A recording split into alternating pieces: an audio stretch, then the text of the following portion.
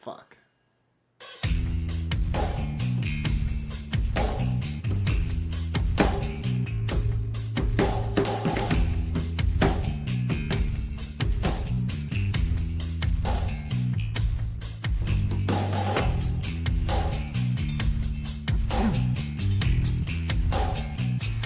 Matt Connell, we're back. Oh, we made another week. This is episode 9. What is this? Yes. Episode 9. Episode 9. Homework done this week, or? Absolutely. I couldn't let you down twice. So you did watch UFC 5. Not only did I watch it, but I even rewatched a few fights again today. Oh, shit. Because I watched it like last week sometime. Well, that's good, because I was going to have to hire you a fucking tutor. I mean, failing grades last year, bud. All right, and I watched UFC 2. Oh, nice. Yeah, so now I'm all done. 1, 2, 3, 4, 5, 6, and 7. Oh, good. I'm caught up to there. So you're just about done with the tournaments.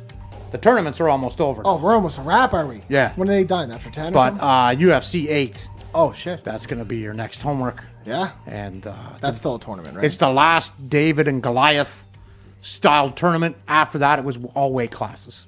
Oh, shit. So UFC 8 It will be didn't the take last long time. at all, then. Didn't take long at all. Yeah. Well, I guess how long are these events from one another, though? There are ways, right? It's not like now. Yeah, in the early days, there were 2 to 3 a year.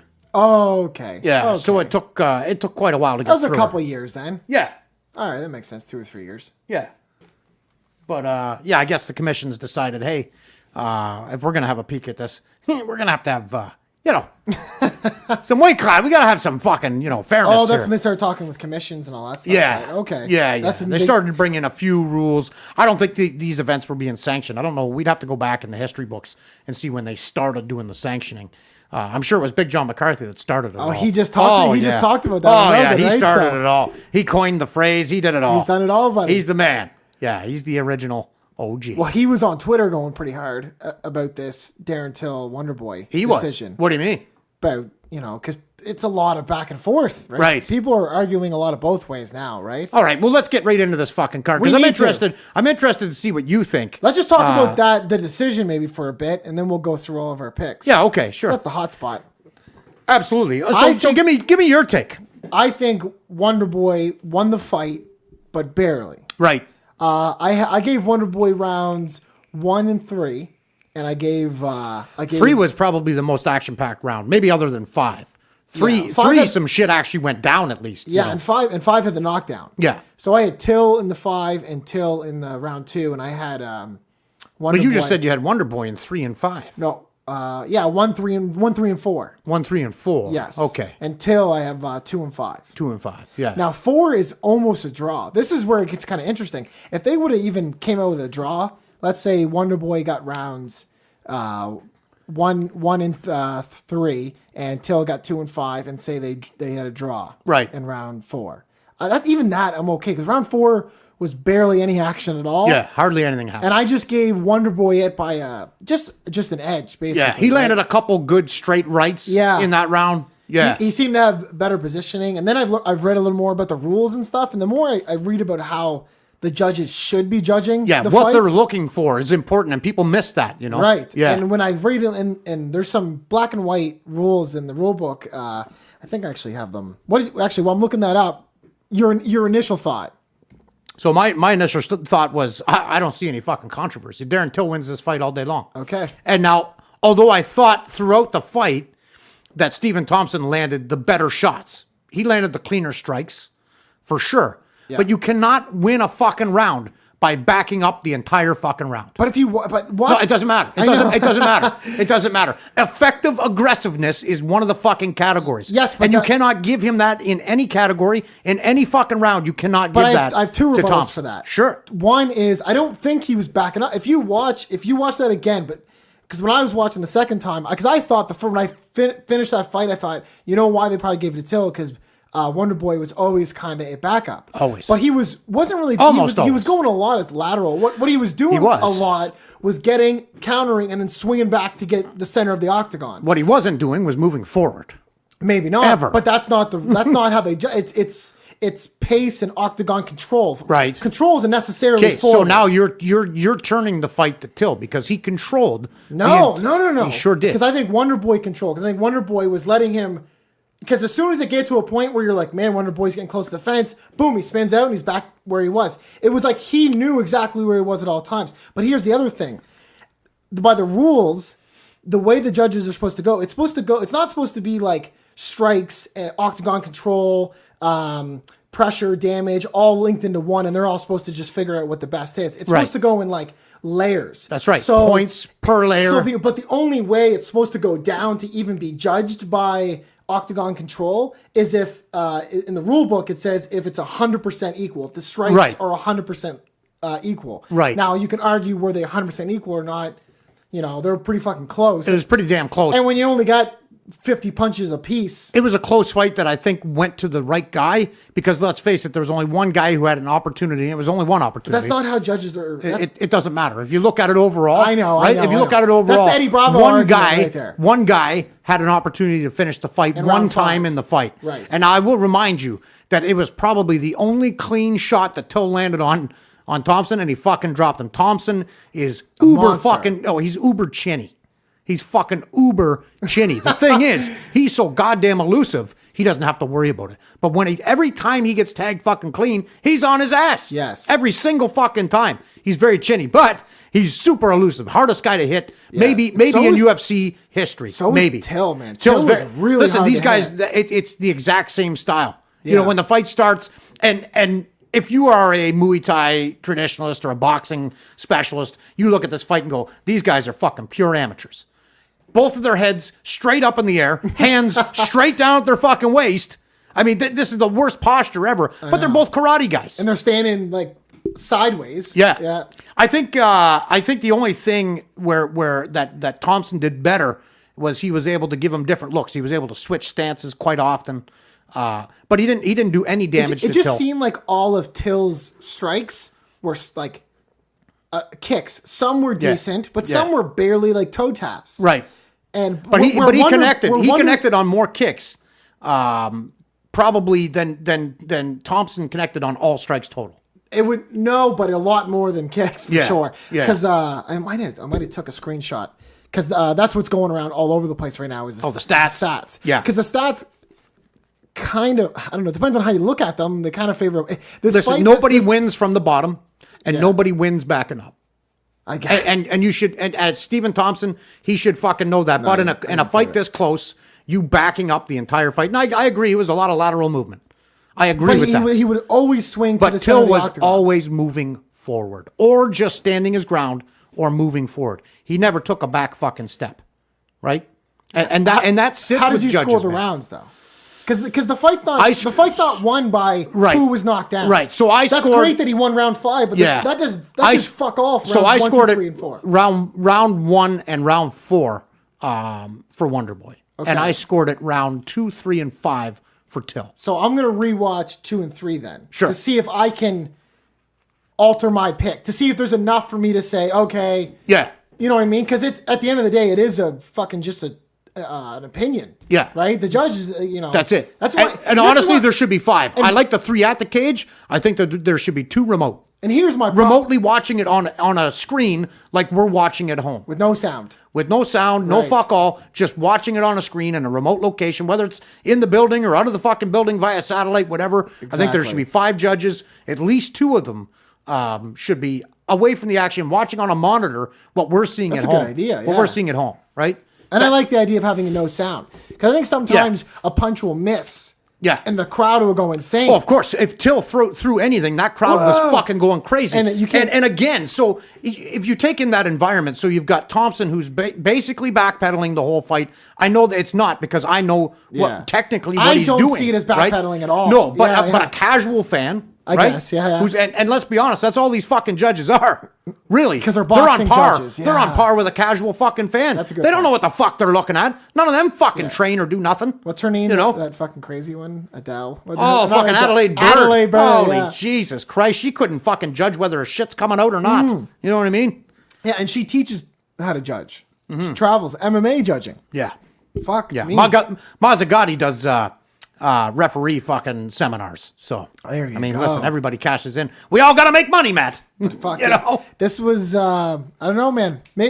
I think. Listen, I would take Adelaide Bird's course.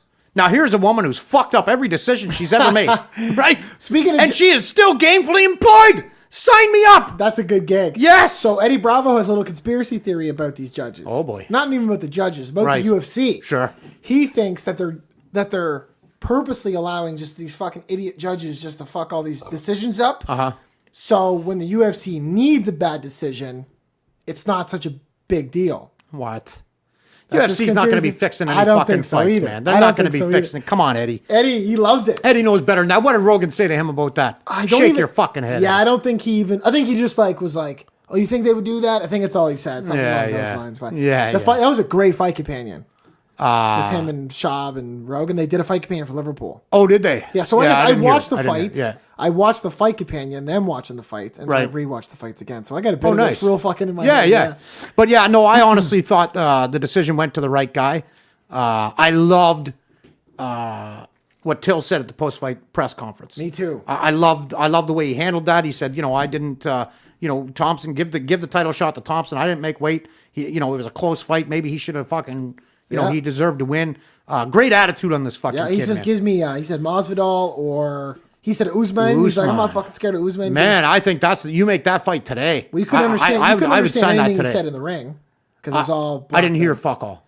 Oh, that's right, because he swore a lot or something. It was all censored. You're talking about the interview with that Olivia girl, whatever, in the back. I was talking about the. I don't know. I didn't. Oh, see you just read it. I just read the text. Okay, so you probably read the text of the interview I watched then. Yeah, it was maybe in the back. Yeah, because in the cage she was just screaming, swearing. That's what I heard. Yeah, it was all blanked out. You couldn't make out anything. Hey, Darren, you're not on pay-per-view yet, bud. Yeah, you can't say that shit yet. You're still on free TV. Nate did that and got him corner. Yeah. So. Oh, I know. Listen, I love Darren Till. He ain't getting caught. He ain't no Nate Diaz, right? You're not gonna get away with what Nate Diaz is. Darren, this fight got me a little more on Darren Till. Yeah. Even though I'm not happy. I love even though I don't like the decision, I'm more with Darren Till. You don't like the decision. You think that Thompson should have got it. I don't think he did enough. And he got dropped on his fucking ass. Let's just say, you know what? But let's make it fair. Let's make it fair. This isn't okay. UFC 5. Let's give him 10. Let's give him 10-8 in the fifth round. And then how do you score it? But I don't even think it's a 10-8 just because of a knockdown. Because 10-8 is you have to be dominant for the entire round. Well, he did dominate the entire fifth round. Not really. Yeah, he really did.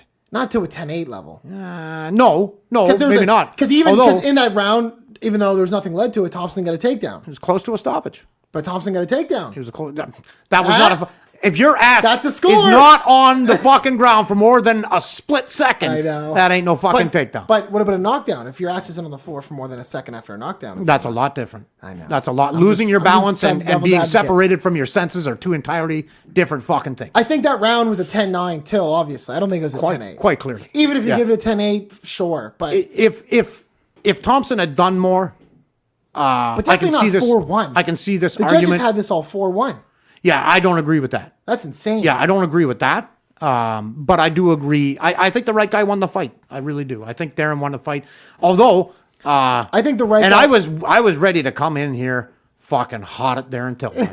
You know my policy. Yes. This guy missed for weight. missing weight. Yeah. And I was going to tear him apart. But his wife or whatever? Well, I don't know. Have you heard what the family emergency was? Yeah, his girlfriend or wife, whatever, she's pregnant. Right. And she was having complications. Oh, listen. So he's going back and forth to the hospital. He's off the fucking hook. Yeah. As soon as I heard family emergency, Me man, too, listen, yeah. You're fighting at home. It's a big step up for you. There's no way he'd fuck up this opportunity. Now, he didn't mention that at all. Yeah. He said, no excuse, I'm a professional. Absolutely. And that's another thing I fucking love about Yeah, him. me too. You know what I mean? I heard it was Dana who mentioned there was some family emergency. As soon as Dana was not mad at him, I thought this has got to be serious. Yeah, I heard because it- Dana has the same feeling I have.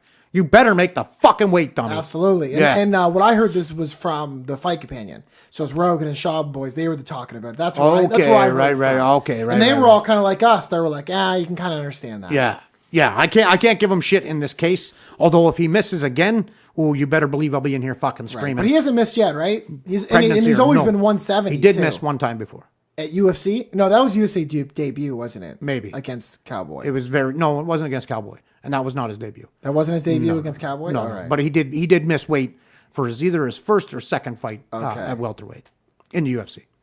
I can't remember which one now, but he has missed before. Okay, Yeah, so it's in there then. because Dana actually said this was his first time missing, And then some article I was reading said, Dana was wrong here. Okay. Actually, it said, well, if Dana did his homework, everybody's fucking Oh my just jumps God, all over I know, Dana. You know like, what I mean? Dana Like how many fighters has he been involved with? He's supposed to keep track how many times Darren Till's missed fucking weight. Yeah, running a $4 billion business. Jesus fucking Christ. Doing that, all those contender series. 4.3. 4.3 billion. Yeah.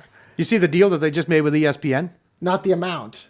Yeah, it's 1.5 billion over 5 years. 1.5 billion per year for 5 years.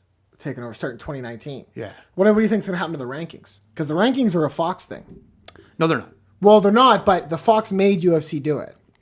Maybe so. Yeah, Fox can't, because when they were negotiating a deal with Fox said, we want rankings. Mainstream media is not going to understand what's going on unless Yeah. there's some sort of ranking system. Yeah. So that's when the UFC developed it. Yeah, but they don't make the rankings. They don't make them, no. But actually, the MMA media does. I think they need to change the rankings in MMA and not have it rankings. Maybe have it in like, I don't even know what to call it. Almost like not skill levels, but almost like brackets. Like, if you're in the top or tiers, I guess. Right. Top tier fighters, second tier fighters, third tier fighters, things like that. So top 5. Right. Rather than have top 5 to 10, 10 to 15. Right. Because I think what's happening now is, number 8 doesn't want to fight number 9. Yeah. He wants to fight number 6 or 5. Yeah. Right? Till really, under your tier system, Till wouldn't have fought Thompson. Right. Yeah. Right. But I think it's better, and I don't think that fight really should have happened. Yeah. Thompson just was like, yeah, sure, let's do it. Yeah. Well, it's pretty clear now that, Till belongs But there. I'm thinking even more than 5. I'm thinking even if you break it a little deeper than that, at least now it's not, I want to fight that guy, or I'm ranked number 1. Why is he getting the title shot? Yeah. Right? You're all in this big kind of group. You're in the top, 1% of this weight class. But then you got guys like Nate Diaz who can walk into a fucking title fight after being 3 years off if he so fucking chose. Yeah. UFC's going to do it, right? Conor can fight anybody he wants. But that's what CM Punk's on the fucking pay-per-view. I mean, see, that's fucking insane. Yeah, but that's part. This is not just a sport. You see, there is an entertainment aspect to it. So it's not exactly basketball. It's not exactly WWE. Yeah. It's its own fucking deal. Because if you look at who's fighting before fucking Mike Jackson and CM Punk, it's disrespectful, man. It's a sin. It's not disrespectful though. And it is to those fighters. And I'll give you the same answer that Dana White gave to a reporter who said after Liverpool.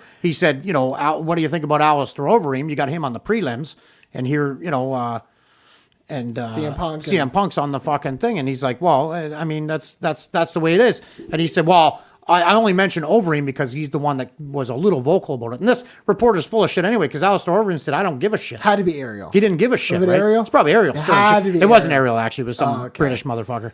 Anyway, no offense to the Brits, by the way. I love you dearly. Anyway, Dana said, well, you show me where Alistair Overeem can make those pay-per-view numbers that CM Punk can bring in, and I'll put him on the fucking main card.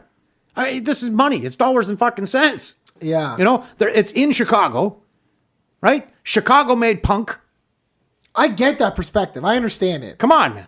But I don't know. It's numbers. This is all numbers driven. Well, then let him put him on the top. Why does Alistair Overeem fucking care anyway? He's not getting people points. Give him a top night on a fight night, maybe. Maybe give him a headline on a fight night. Who? Alistair Overeem? No, CM Punk. Oh, you can't headline him. Come on. Jesus. Well, he's such a fucking sster. No, you don't want to put him on a fight night, man. You're not listening. It's about money. Pay per view. Right? I guess, because even people who know that he fucking sucks. Whoever they put on. They want to see him get his ass kicked. But is Mike Jackson going to beat him? No, probably not. Because he's not any better. No, he's not. No, he's not. They're both 0-1. Mike Jackson is the guy that 2 0-1 fighters. He's the guy that fucking what's his name beat.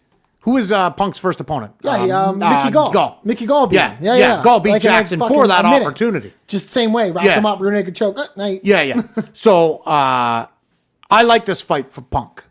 But you know what, man? Punk is not a fighter, and Michael Jackson is a fighter. So I don't know. Michael Jackson's a commentator that just trains, right? What? He's not really a fighter. He's only had one fight. Yeah, but he's still a fighter. Come on. Well, we'll find out. He's as much of a fighter as CM Punk. It's a much more winnable fight for Punk than Mickey Gall. Where does Mike Jackson train? But again, it's it all comes down to money. And Dana's right. If Alistair can bring in those numbers, if he was bringing in those numbers, he'd be on the fucking pay-per-view. You can't contend with someone who comes over from WWE like that. You know, WWE look at 's Brock, a man, monster. like biggest fucking numbers in history. Well, WWE, yeah. There was a Fox want WWE. Yeah. That's why they're not. yeah. That's why Because because they're fucking killing it right now. WWE kind of is. No, right they're now. not. Man, No, they're not. Listen, back in the from what I'm Attitude reading, Era, I didn't watch it at all, but from what I'm seeing, reading and shit, back in the Attitude Era, that's what I remember. the average viewership was 6 million for Monday Night Raw. 6 million. That's when I was watching. It's under 2 when I now. was a kid. It's under 2. But what was it say like last year? Like 2.5. So it's going down from last year? Yeah. Oh shit. It continues to go down. And the product gets worse and worse. Well, now you got Ronda. That's not going to help. And it's, it's a publicly traded company. Their hands are I think tied. it's a family-friendly show. I think they ruined it. Kayfabe is broken. It's bullshit. Yeah, I think they ruined it really when they just like opened the books. Yeah. Right? Everyone knew it was fake, but they always had held that shit close to their heart. Yeah. And then when they just were like, Now they're all friends on Twitter. they have podcasts and having each other on. Man, back in the day, no one would break character. No, never. You know what I mean? Not in public. No one would travel to the fucking building together. Nobody, you know what I mean? None of this kind of fucking shit. It was kayfabe. The bad guys hung out with the bad guys. The fucking good guys hung out with the good guys, and that's it. You know? And there were promoters back in the day that, if you came into their territory and you were working there for a couple months and you went out to the bar with somebody you were doing a program with, or even if you were a heel and you went out to hang out with any babyface, you were fired and sent home immediately. Oh, shit. Fucking immediately. Hey, you can't break kayfabe. No. You know what I mean? What's kayfabe? So kayfabe is just the secret, Okay. right? Okay. I thought it was a person when you first No, it's not.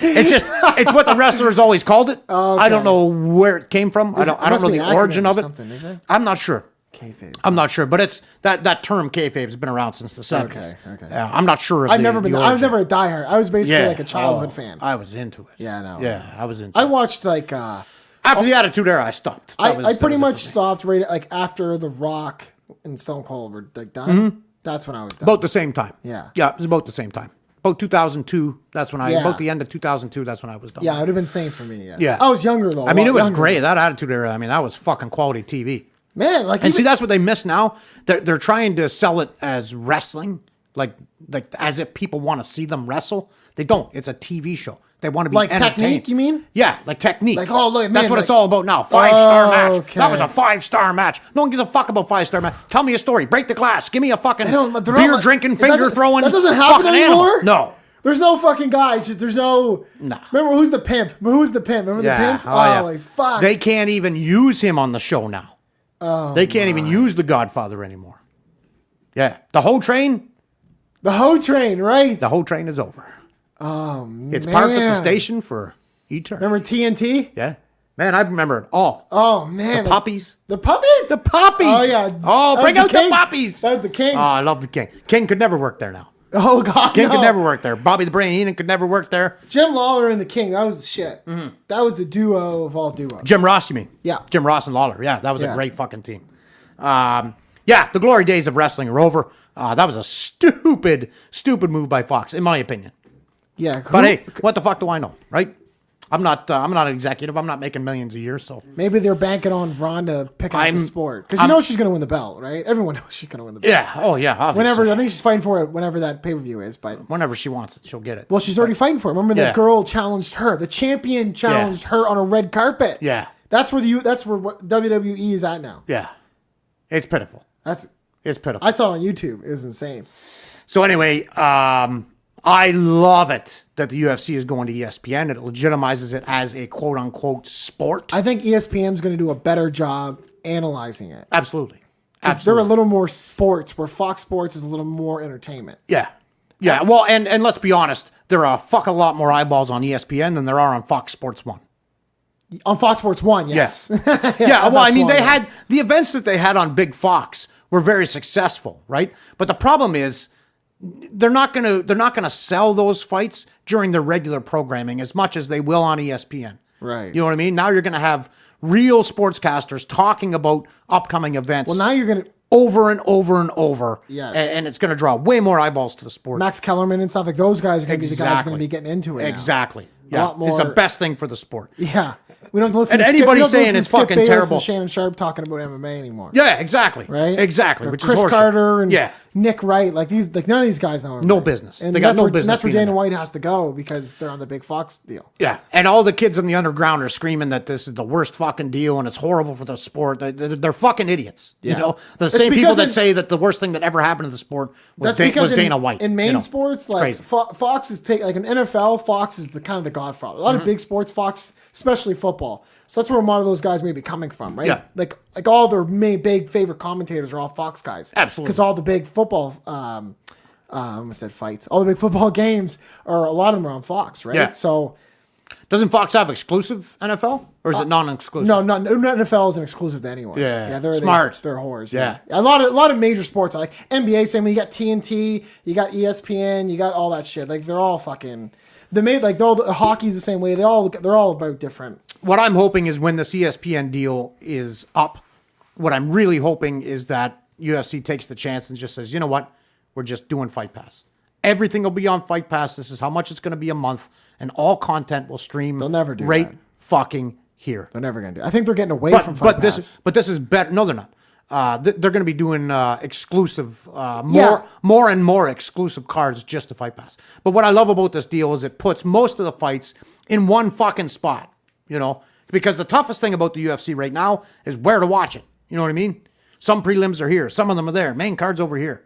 You know what I mean? Like for the big Fox cards, right? They wouldn't show the prelims. So you had to go to Fight Pass to watch those fights. Yeah. You had to Unless go to you have- Fox Sports 1 to watch those prelims. Yeah. And then you had to turn it over to Fox. You know what I mean? Yeah, well, in Canada, Too many fucking channels. You have to have the Fight Network if you want to watch it on TV. Yeah, I know. and then you can watch For some cards. and then you can watch the prelims. Yeah. of the FS ones and the Fox cards. You can Yeah. watch the prelims if you have, but if you don't, you can't start watching those cards unless you have Fight Pass or if you stream it or or you have the Fight Network like I do, right? Yeah. You pay $5 a month or whatever it is. Yeah, yeah. I just wish that, you know, even with the ESPN deal, I still wish they'd give us the option like, hey, we're going to put all of the content here on Fight Pass for this much a month. Yeah, Like, I'd pay $50 a month. So I don't think they're gonna I'd do pay that. $50 a month just for the convenience to know I can see everything right here all the fucking time. You know what I mean? Yeah, I think ESPN. That's what pisses me off about UFC now. It's you know, it's really the only thing that makes me angry about that. I think they're going. I think they understand this sport's still a baby.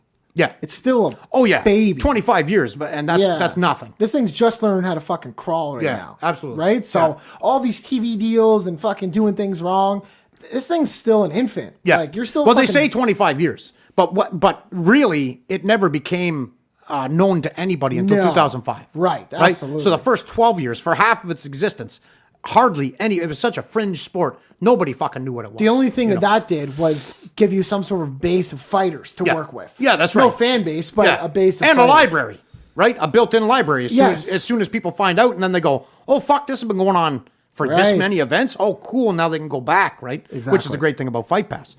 Anyway, I think the right guy won the fight. That's what I think it comes down to. I think they got it and wrong, I gave but- Till 3 of the rounds out of 5. Yeah, I think they got it wrong, but it was so close that even getting it wrong is so tight that First of all, there's no robbery. there's no robbery. It was too No, close, no, and no. not enough happened to Yes, begin with. robbery to definitely is have it- not the right word no, to use. certainly not.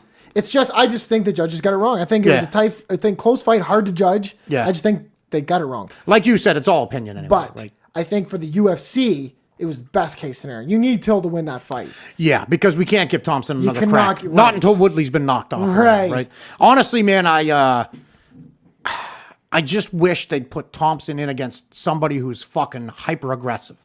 Put him against Matt Brown. Put him against, and sure, Matt Brown's going to get fucking knocked out, but we're going to see something. Yeah. I'm sick and tired of these 25-minute fucking dances with Thompson. And it takes 2 to tango, right? Yeah. But when you got someone like a style like Thompson, you need to match him with someone, not a mirror match like fucking Darren Till. Right. You know? Although, to be honest, I was entertained throughout, mostly because I was waiting for something, you know. Right. So this was it. So this was the only fight that. So I told you before we started the podcast, I was actually at my in-laws Right. during this event. Sure. So I was just on the couch watching myself. But for this fight, Shelby and her mom came over and sat on the couch and started watching it. Yeah.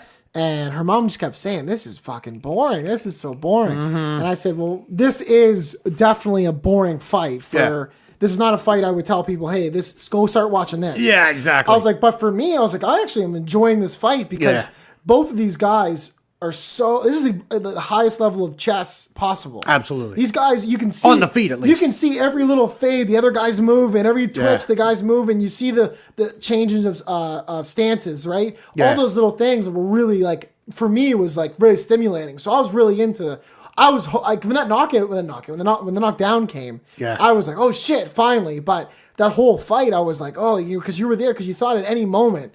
Right, both these guys, and you're waiting for one guy, maybe. The only thing I was really disappointed in was the last 10 seconds. Yeah, I know. No one threw a punch. For 10 seconds. And I hated the look on Thompson's face. I mean, there was no urgency to even throw a punch. No. And he was just waiting. You could see him just waiting for that horn. And as soon as it went, he smiled and shook hands. And he did that at the end of every It's like, round. guys, we're in a fucking fight here. Yeah. You know, they could have learned a lot from that Amir Khani, Jason Knight fight.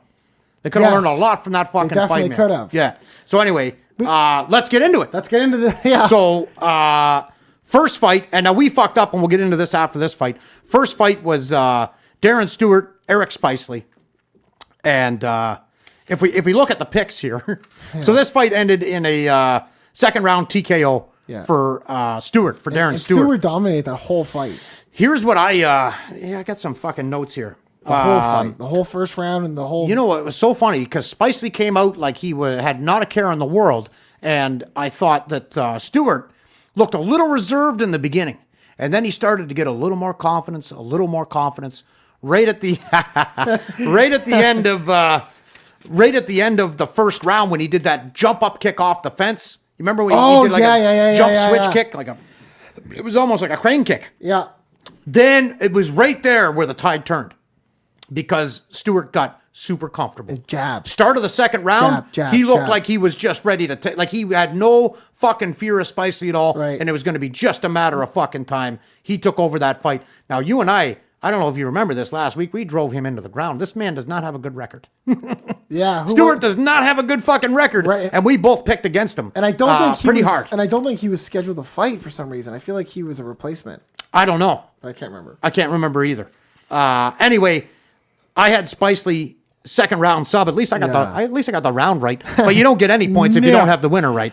So we get 0 points on Both that. of us. 0 points on that. Yeah, I picked up the old big ears. So the next fight, for some reason, on the fight picks, we both took Bermudez. Yeah, I don't know. Who was not on the card. Now, it wasn't Dennis Bermudez, but I can't remember. I'd have to go back and listen You to had it. it printed, yeah. So I had the fight card printed out. And maybe someone misweighed or something happened. I don't know what the fuck happened. Anyways, Bermudez did not fight, so we do not have a pick for this next fight, which was very entertaining. I was kind of disappointed in this fight. Da Silva versus Nordine Taleb. You were disappointed in the outcome. In the outcome. Okay, yeah, okay, man. okay. Yeah, Not with the fight. Not with the fight. The fight was great. The fight man. was great. The fight was great. This was a story of dominance, and on the feet, Nordine Taleb controlled the entire fucking fight. He was super dominant on the feet. As soon as it hit the ground, Da Silva was unfortunately super fucking dominant down there. Ended up choking him out in the second round. Man, and what a monster on the ground. Yeah. Man, his transitions were gross. Yeah. And the first couple times it hit the ground, Taleb was able to get right back to his fucking feet. He did a great job. What happened at the end was, and he actually had top position. Taleb did. Yeah. And instead of just getting, like the other guy was Silva was trying to scramble out, trying to grab him, and instead of Taleb just staying on his feet and getting away, so he let Silva stand up. Yeah. He tried to grab a leg lock or something. Yeah. And then that was a mistake. Then it went to the ground. Because that kept him on the ground. Now, what he should have done is, grab that leg, but then use that to get the fuck back to your feet. Yes, where you're dominant. And then Silva just went through him like butter on the bottom. Yeah. It's some guys don't believe in the levels of jiu-jitsu. You take a guy like Nordine Taleb who thinks, well, I train jiu-jitsu. I'm pretty good on the ground. I think I'm good enough to defend against this guy. But they don't recognize that there's levels. Just like you. I'm going to fucking tap you out. Guys don't know, but it even happens at the highest levels. Right. Where guys don't realize the level difference. And this Silva guy and just came off a long wait list, or off a long injury list or something. Yeah. He had cancer or something. Something. I don't know what it was. He had something that the doctors told him you'll never fight again. Is that what it was? Yeah, he was essentially retired. He was coming off a long layoff. That's what I'm looking for. Fuck. Yeah. Long layoff. Yeah, he had retired, and I think it was at the doctor's advice or something. Oh, okay. Something like that. That makes And sense. anyways, I thoroughly enjoyed the fight. But if anyone is listening to this from Brazil and you know Silva, can you tell him not to talk for 10 fucking minutes after his fight? Is that what he did? Oh my fuck. Why didn't they cut him off? I don't know. Dan Hardy, I don't know what he was scared of. But yeah, Silva just like, man, just going on. And then he kept translating into Portuguese too, even though they were in fucking Liverpool. Like, it was fucking insane, man. Yeah. Even at the end, I can't remember who the play-by-play guy was, but right. he goes, oh, I took up all the mic time, he said. Like, Dan Hardy just standing there, almost like he was smiling, whatever, but just holding the mic. You think, Rogan would have put that mic back and be like, hey, man, that's it. Like, yeah. Rogan does a beautiful thing where he'll give the back of your neck a little squeeze. Yes. Like, hey, we're done here. Yeah, we gotta go. Yeah. He's good at that. Brian Stan was actually very fucking good at that, too. I miss Brian Stan a lot. I miss Brian Stan a lot in commentary. Yeah. Yeah, me too. Just hang on. Anyway, my takeaway from this fight, it was a great fight. I can't wait to see both guys again, really, to be honest. Yeah. I'd like to see De Silva maybe work the stand-up a little bit more. Yeah, exactly. He was going off, I think, like he deserved a title fight and shit. Oh, Jesus. Like, yeah. He's got a chance. It was insane. So anyway, you and I, we both got this one wrong because we had Bermudez winning this fight. Yeah, there's no way we're getting He didn't win. Luckily, he didn't lose either. So we weren't entirely wrong. We're getting close to like I hate that Magny fight coming up. You We're going to school, son. Yeah. So here we go. So that was a replacement. That's why none of us knew him. Yes. So anyway, Amir Khani versus Jason Knight. Yes. This had a lot of fucking hype coming in. Amir Khani was in Jason Knight's face all fucking fight week. When he had him on the ground, man, pinned his arms, fucking singing his tongue out in his face and shit. Yeah, you see, what's funny? I read about that before because I didn't watch the fights live. Yes. I actually didn't watch. Last night I watched the first fight, Eric Spicely fight. And then today at work, I watched the entire card. So anyway, I had read that Amir Khani stuck out his tongue. But what a lot of people missed, it was in response to Jason Knight stuck out his tongue as soon as they hit the ground. If you go back and watch it, you'll see he stuck out his tongue a little bit. Then Amir Khani stuck out his tongue once at Jason Knight, but he wasn't looking. So then he stuck it out and held it out again, looked at him and shook his head. Yeah, I love Amir Khani, man. I really do. I like it that he brings this kind of hype. I mean, after this fight was done, they both hugged. They hugged it out. They're friends now. They were good. It was very cool. It was a great promotion. I was fucking hyped up. When I saw they had to be separated at the fucking face-offs and at the weigh-ins, I fucking dig that shit, man. I want to be invested in the fight. And Amir Khani made me fucking invested. I wanted to see his fight. And this is what a lot of fighters miss, man. This is such an important thing to do. You have to sell yourself. Absolutely. You have to sell me on the fight. Why am I watching you fight? There's going to be all kinds of fights this night. Why am I interested in your fight? Why am I invested in this? Why can't I use the bathroom during your fight? Exactly. And he made it that way. And Jason Knight did too. Like, he takes two to tango. Man, Jason Knight was right there taking no fucking shit. Yeah, and he not put him on the fucking ground 2 times with uppercuts. Now listen, Matt, normally I don't mind the footsies. Oh my God. But today in particular, your feet fucking stink. Keep them on your side. They never stink. Oh, maybe it's a hot day. I was going to say. It's a hot day here in town. I haven't stopped running around today. Yeah, exactly. Man, this was a good fucking fight. Like a really good fight. Yeah, really back and forth. Man, well, it wasn't too back and forth in the first round where Amir Khani got dropped on his fucking ass twice with uppercuts. Within like 30 seconds of one another. Yeah, man. And that's a testament to how great fucking shape he's in. I don't know if you know this about fighting. If you see somebody get knocked down early in a fight and they bounce right up, even though it was a big shot, that shows you how well conditioned he is. If you're in really good shape, you can survive a fucking concussion pretty easily. Now, if he was out of shape, that fight would have been over in round 1. I guess that explains why Thompson always does so well then. Yes. When he gets, because he seems to just be right back in it again. Yeah, and he never gets tired. He can go 25 rounds. Because let's be honest, he's very picky about when he expends energy. That's true too. Right? Yeah. So it's a little easier for him. But yeah, he got dropped twice. What'd you think about the decision? This is another one that I thought Jason Knight won the fight. You did? I did. I thought he won the first 2 rounds. I really did. He definitely won the first round. Definitely won the first round. I thought the second round was pretty close. A lot of Amir Khani was on top a lot. Didn't do nothing in the second round. The judges, and when it was on the feet, in between those 2 takedowns, I thought Knight won all those exchanges. I'm with you. I thought Knight, because Now- Because even when Knight was bringing it to the ground a lot and trying to do those big. He jumped guard a couple arm times. triangle. It was had an arm triangle. Right? Yeah. Yeah. So he kept trying those over and over. But he was. What's the word I'm looking for? He was threatening to finish the fight. Yeah. Way more than Murakami was. I agree. Even though he was on bottom. I agree. I didn't hate the decision because I'm actually a really big fan of Murakami. But I thought Knight won that fight. Right. I really do. I can see the argument because there was And a these lot of guys ground got stood control. up a couple times too. Yes, they did. They got stood up a couple Yeah, times. it was stalled a couple times. Yeah. Yeah. I really thought it was the wrong call, but it was, it was a close fight, and I like Amirkhani. I think Jason Knight needs another opportunity straight away.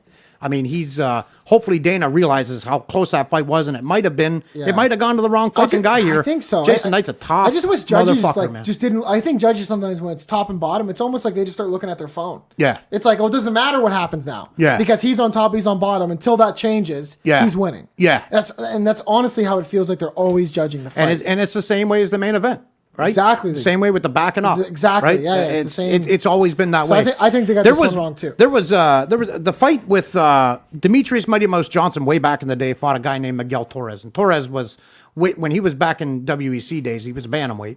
He was my favorite fighter, hands fucking down. I loved this guy, Miguel Torres. Anyway, when he fought Mighty Mouse spent the entire time on top of him, but he was so busy from the bottom, smashing him with elbows. I thought for sure they were going to give it to him because Mighty Mouse just laid there and took all this abuse, and they gave it to him. I thought it was the wrong call. Actually, one judge gave it to Torres, and I'm like, okay, well, at least one judge is recognizing who really... What's happening? Yeah, who really was winning that fight. Especially in this fight, because a lot of times when they were on the ground, Knight was pulling guard. Yeah. It wasn't a takedown. Yeah. So, I don't know. Yeah, man. It was just- I think it went to the wrong guy, to be honest. Yeah. I gave it tonight, and I was, I knew going in, I already knew the results before I watched the event. You know what I mean? I knew the results. So do I get the point? Because we both agree? So here we go. So the picks were, anyway, extremely exciting I think we fight. both picked That around first Conor, round didn't was we? a fucking barn burner. It did slow down a little bit in the second and third rounds, but it's still a great fucking fight. So Yeah, it was exciting at least. This was nonstop excitement. yeah. So you get full points. I think you do. I don't know. So the fight pick says I picked Amirkhani by third round TKO. Okay. You picked Amirkhani, and the rest is blank. It would be decision then. Well, normally I'd write decision. Like you picked Spicely, decision. This is what I think happened. I'm going to give you the 2 points. If I remember properly. I'm going to give you the 2 points. Yeah, if I remember properly, I think I was going to pick a third round TKO as well, but I just didn't want to pick the same thing as you. I know what's coming up here, so Yeah. I got no problem giving you that point. Thanks, man.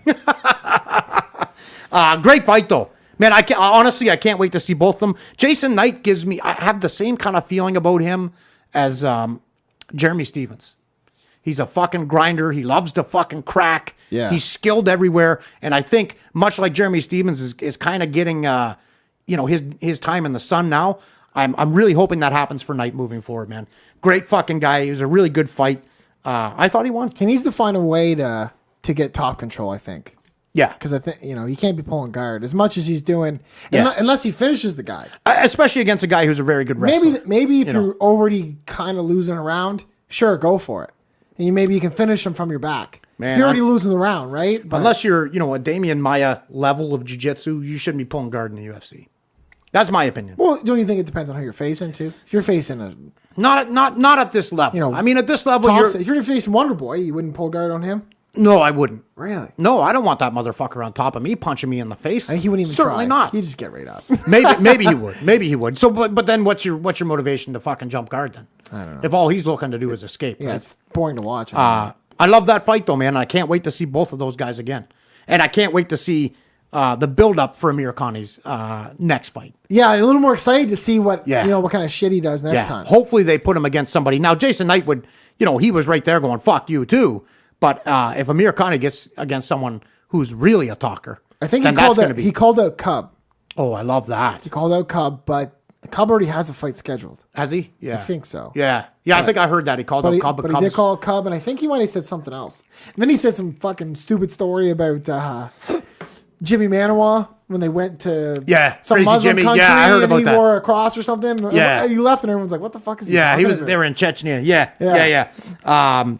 But yeah. Anyway, I love the fight. I love both guys. Can't wait to see them fight again. Jesus. All right. Arnie Allen Here we go.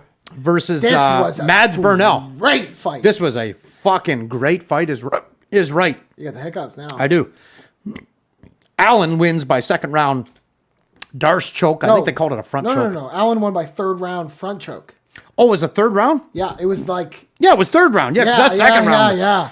This was like That second round was fire. This was like with like around 2 minutes left in the fight, and he was down 2.5 rounds. And being controlled most of that round, too. Yeah, and even during that moment, the guy was just going for another takedown, and he fucking caught him. I didn't know what it was. You know, Burnell's... They call it a front choke, but I didn't know what it must be. That's what it is. But. Burnell wanted this fight on the ground the whole time, which led me to believe that, he's a, high-level jiu-jitsu guy. Wrestling. Here's the thing. He's a high-level wrestler. Oh, okay. Well, there you go. Even so... no, sorry, you're right. This jiu-jitsu. fucking Darce choke, man, was being set up for a minute and a half. You could see that Arnold was sliding his left arm underneath his fucking chin. That's how you set up this fucking choke, and all you got to do is wait for that guy to pin his head on your chest, and he's fucking dead. It's over. And he didn't recognize that, and it bothers me because I'm sitting at home recognizing it, and I'm nobody. Okay. You know what I mean? I didn't recognize it because I don't know what I'm looking at. Exactly. Yeah. But you will as you go, right? Yeah. And if you start training and stuff like that. But I saw that coming from fucking New Jersey, and they're in Liverpool. So you saw that in advance. Oh, I saw it coming. I didn't think he had a chance of fucking getting it. Caught me because way I off. thought Burnell saw it coming too, right? But that's jiu-jitsu. If you're setting it up and your opponent doesn't know what you're doing, you're in fucking trouble. Fuck yeah. And then he was wrapped a him beautiful up. fucking And as soon as they wrapped up on the ground, he had it locked. He committed to it. That's what I love about it. He committed to it. He felt it was there. He waited for that head to hit the chest, and he locked his fucking arm up, and it was all over. When you lock up that choke, they call it a front choke. It's actually a Darce choke. Some people call it the baseball bat choke. There's a lot of different names for that. I learned that choke, especially from that position. They call it a front choke. It's a Darce. A Darce choke? It's a Darce choke. Okay. Anyway. I think that might have been what Dan Hardy said. Probably. Commentating. Yeah, probably. He said, "Oh, you're a Darce." Yeah. Well, Dan knows what he's talking about. But once you have it locked, you can escape this choke. It's like a lot of chokes in jiu-jitsu. Everything has an escape until you get to a certain point. And then once it passes that point, like a rear naked choke, right? If it's locked in, you're done. You're done, right? That you can defend.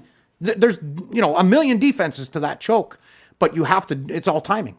If you don't do it by this time and it's locked up, you're fucking done. Right. You're done, and that's what it was. And it's too bad because Burnell had a great showing. He looked a lot better than I don't know why, but I just Allen loved seeing that finish.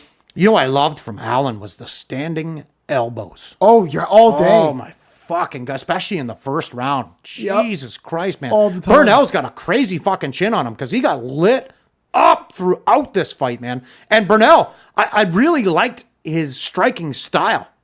He was going underneath real low, high fucking guard and winging punches on the counters. I really enjoyed the hell out of this fight. I hope they got a bonus. I think they got bonus, didn't they? They better have. Yeah, I think they both got a bonus for the night. At least Allen should have. Yeah. At least, because that fucking Darce choke at the end was... Burnell, too, man. I mean, like it was such a great fight, and he controlled fucking most of it. And when you look at the rest of the card, it was definitely... Yeah. That's the one that stood out to me the most. That was a great fight. I don't know what you do with these two guys moving forward, but I love the fight. I thought that was a great fight, and it had a finish, which was beautiful. You could just put Allen up against Americani. They just fought the same card. Oh, I like that fight. Same weight class, or right in the same... Oh, I like that fight. Yeah. I actually thought, speaking of matchmaking, I thought the matchmaking on this card was fucking brilliant. I thought it was fucking great, man. Last week you thought it was a little too featherweight. Yeah. But I mean, but now aside from that, I mean, just who they put against the matchups. Yeah, man. Because you look at the Bellator that just fucking happened, right? Yeah. Every fight was a first round finish. I know. Because they're all mismatches. This is a very well prepared fight card. I enjoyed the hell out of that fight. Can't wait to see Arnie Allen. Until we get to the next fight. Yeah. I hope they use Mads Burnell more than just on, European fucking cards. He's from Denmark, right? Yeah. And sometimes they'll do that. They'll bury a guy like that. Oh yeah, we'll use him next time we go overseas. Bring him to fucking Vegas. Give him a good fight. Well, Allen's training under Faraz Sahabi. Yeah, I know. And yeah, he's a British guy. Here's the other thing too. Yeah, I know. Here's the other thing too is Great mustache on Arnie Allen. Man, gorgeous mustache, by the way. But during the second round, they listened in to his corner. Yeah. And it was quiet.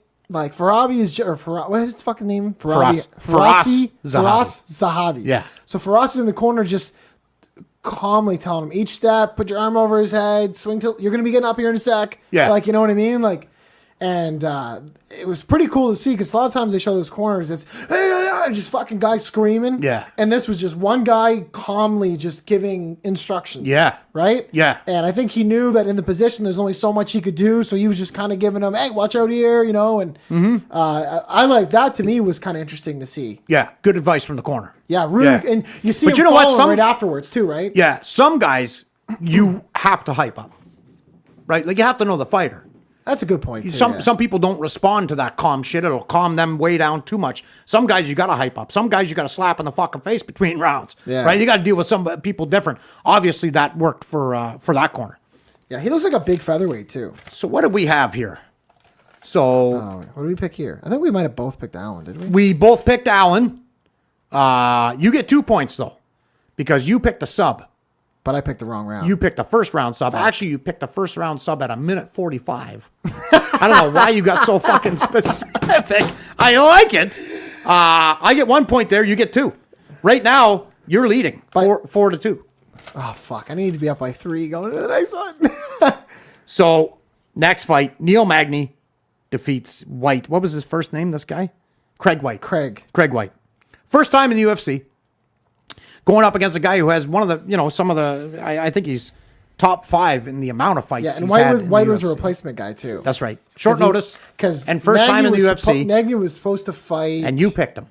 Yeah. Do you know why? Do you want to know why I picked him? I do want to know why. There's 2 kind of reasons why. right. One of them just because I wanted to go against you. Sure. And just wanted some fun with it. Yeah, right. But secondly, I didn't know he was a replacement. Mm-hmm.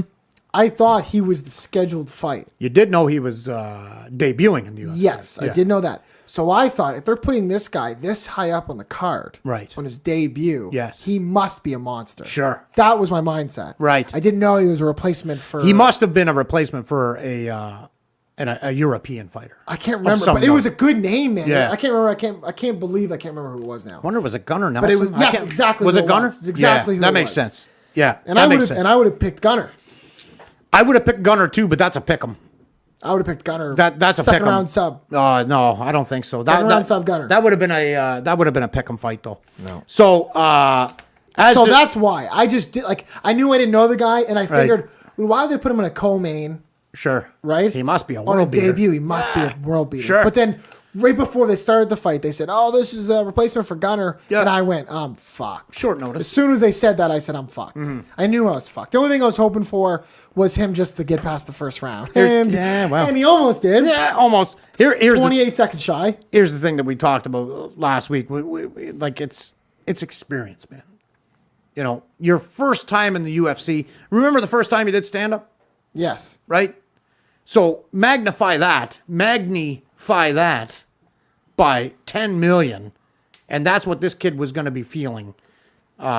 First time under the hot lights of the UFC. You can have all the fights you want. You can even be a Bellator champion. Nothing prepares you for the hot lights and the high promotion of the UFC. How do you speak for Eddie? Nothing fucking prepares you for that. Well, what do you mean? How do I speak for Eddie? Eddie came in and won the belt. Eddie Alvarez. Yeah, well, you're talking about a guy that was way more experienced than Craig White. I know. You know what I But mean? you said you could be the Bellator champion. Yeah, that's with your true. Words. Yeah, that's true. That's why I'm asking. Yeah, that's true. Well, let's take Hector Lombard, for example, who was a long-time middleweight champion in Bellator and got trounced in every fight in the I was going gonna to say he's kind of like I mean, there's exceptions to every fucking rule. You look hard enough. Yeah. Eddie was a hoping- different animal, and Eddie. The big difference with Eddie is that he trained with Frankie Edgar for years and years and years and years. So he was already training at that level. He had cornered Frankie, so he had been to UFC events. Around those kind of got high-level a guys. feel for it more. Yeah. Craig, I just thought this guy was a guy, and who was scheduled to fight Neil Magny. You fucked up. You took a guy with no experience fighting a guy with a fucking ton, not just experience, but a ton of UFC experience. Well, that's what I didn't even know that. Yeah. Jesus, that's insane. And he was on The Ultimate Fighter. So in the beginning of his experience, he was in a very high pressure situation with the UFC being on the Ultimate Fighter, right? So I mean, this guy's got experience for fucking He didn't days. seem to give a fuck after the win. But you know what I noticed about White? Holy fucking big kid. yeah, Big yeah. kid, man. Him and Till both big fucking kids, man. You know, Stocky fella. they gotta make some different weight classes, man. I mean, the White was a fucking monster in there, and Dana White's already said, hey, this guy stepped up on short notice. We're gonna give him another fucking shot to perform. You know, Perfect. with a full camp and all that shit. Because I want to see him again, man. You know, he tried his best. Really, all he wanted to, you could tell he was terrified because all he did was pin him against the fence. Yeah, and then You know, right in the and then he fucking ended head. up fucking paying for that, right? What a beautiful knee Man, from clean, Neil Magny. legal clean knee to the head. Yeah, that low too. And the kill, yeah, that's right. He was just changing level. Yeah. Perfect timing. You know, he was moving into that knee, which made it, you know, all the more It was devastating. perfect. Credit Neil Magny. Killer instinct kicked in. He put the fucking high pressure on him. He didn't land a lot of those shots. The very last one he did when they stopped it landed fucking clean. Yeah. But it was just that pressure, you know, and that's the experience, right? You know you have him hurt. He's never been here before. Let's put the pressure on. Let the ref know this kid's done. Yeah. Let's get him the fuck And out I of here. love that Magny. Just as soon as the ref pulled him off, he just turned around, went back, sat in this fucking corner. He looked like he was Yeah. walking to the store. Yeah, he was like, "All right, that's done. Get a paycheck. It's going over. home." Yeah, like, I'm it's not, over. But that's the way he needed to perform, right? I mean, you're fighting a guy first time in the UFC. You've been in for over 20 fights. You Yeah. better put him away in the first round, or it looks a little a definitely little will. goofy. Yeah, I didn't know. 3-0. Great result. I had Magny TKO. That's how it did end. I had second round. Oh, I thought you called first round. No, I didn't. I called second. Oh. I gave White a little credit. So now we're tied. But Magny's been, you know, sometimes he can be a slow starter. Okay. So I figured it would and this take him was a late little in while. the first. Yeah. 28 seconds left. Yeah. He almost made it. I was very close to getting that all right. I thought you all picked first, but I fucking thought- wrong, and now we have drawn equal. And I already know what today's song is. So we already broke down the main event. You picked Thompson, and rightfully so. I mean, he was the betting favorite. Yeah. You had him as a decision. That's You how picked it ended. First round finish, I think. I picked Till first round KO. Yeah. I really thought the hometown crowd was going to get behind him. He didn't even throw This- a punch in the first round. I know. I think he threw 7 strikes in the first round. Yeah. Maybe 8. And I think Thompson might have thrown 10. 9. I think it was 9 to 8. yeah. I think that's what it was. But the whole fight, they were Thompson landed a couple decent punches in that Yeah. round. Yeah. His counters, man, are insane. So obviously I get 1 point. 1 extra point. So I only you're beat up you by 5. I 1. beat you 5-4. Yeah. So you owe me $1. And we were tied after last were week. tied, yeah. So I'm up $1 right now. I like That it. seems okay. It seems all right. If you wouldn't have the wrong fights on the card, I might have made up. I just want to see what notes I had. Thompson, first round, he won the first round, but backing up. Oh, you needed fucking subtitles in Till's corner. No fucking kidding. I couldn't understand what his corner man was saying at all. Jesus Yeah, I fucking know. Christ. I know. He's from Liverpool, but he sounds Irish. Yeah, he sounds fucking crazy Irish. He sounds a lot like Connor. Do you get a Connor-esque from him at all? In his talking, and his. Oh, absolutely. Me too. Yeah, absolutely. Yeah, I just have a note keeps here that the playing his knockdown in the 5th round sealed the deal for that fight. But anyway, great fight card, man. Yeah. I really enjoyed. I wish I had seen it live because it's always more hype to it. Yeah. Rather than sitting at your desk at how do work you- and watching it on your Yeah. lunch. So But, let's talk about the 170 division a bit. Sure. So now we got. So that just happened. I think you make Till Usman today. You fucking sign that fight right That's what fucking I now. think. Let's Okay. find out which one of these guys you should make- be in the top 3. This is what I think you should do. Take Usman, Till, they fight. Take Thompson out of the picture. Yeah, Thompson's done. Let him fight someone else high level. Yeah, who's fighting? I would like to see him fight. You know what fight I'd love to see if Rafael dos Anjos loses against Covington, which I think is highly unlikely, and we'll get to that when we break the fight down. Yeah. I want to see Rafael dos Anjos versus Stephen Thompson because dos Anjos will make that motherfucker fight. Yes. He creates a lot of pressure. Yeah. So that'd be and he's perfect. good everywhere. That's what this. I would be- like that fight. If all those stars align, we have Colby beating RDA. Yeah, not a chance in hell. I know. Yeah. I know. Yeah. Let's say though. Yeah, Colby yeah. beats RDA. Yeah. Colby then faces Woodley to unify the belt. Sure. That's got to happen. Yeah. If Woodley ever You comes take out of his shell to fight. RDA versus Thompson, just Yeah. to try to see Oh. who's staying near the top. Yeah. And then you take Till versus Usman. Mm-hmm. Whoever wins that fight faces the winner between Woodley and fucking whoever wins, say Colby or RDA, whoever wins between that fight. Absolutely. That's what you got to do. Yeah, that's the fight to make. Those are all the fights to make. White's got to make that shit tidy up real quick. He does. But I don't know how soon. Well, I think Till Usman right away. Bags and stuff. I think Woodley's already trained him like decently. He said bags pretty hard at least. Yeah, that's good. That's good. We need him back in there. Yeah, he's got time though because he's not coming. What do you think? Well, we won't break it down because the fight hasn't been signed. What do you think? Till versus Usman. Who do you pick?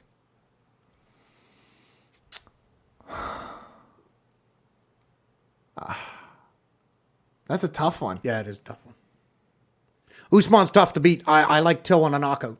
I think it's the only way he wins. I think that I'm fight. picking Usman decision. Yeah. I think it's going to go one of those two ways, right? But I want them to sign that fight tomorrow. That's a good matchup. Yeah, I want that. That's and perfect timing. And it just makes sense for the division. It's right? perfect timing too. Yeah. Both guys just fought. Man, I want them to break up these fucking divisions. Who was it that come out?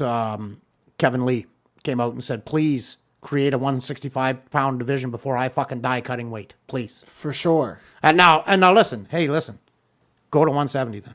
If you're going to fucking die, I mean, it's your life. But it's not Dana's life. But that's the thing. It's right? not worth it for him because he's not big enough for 170. He's really not. I think he is.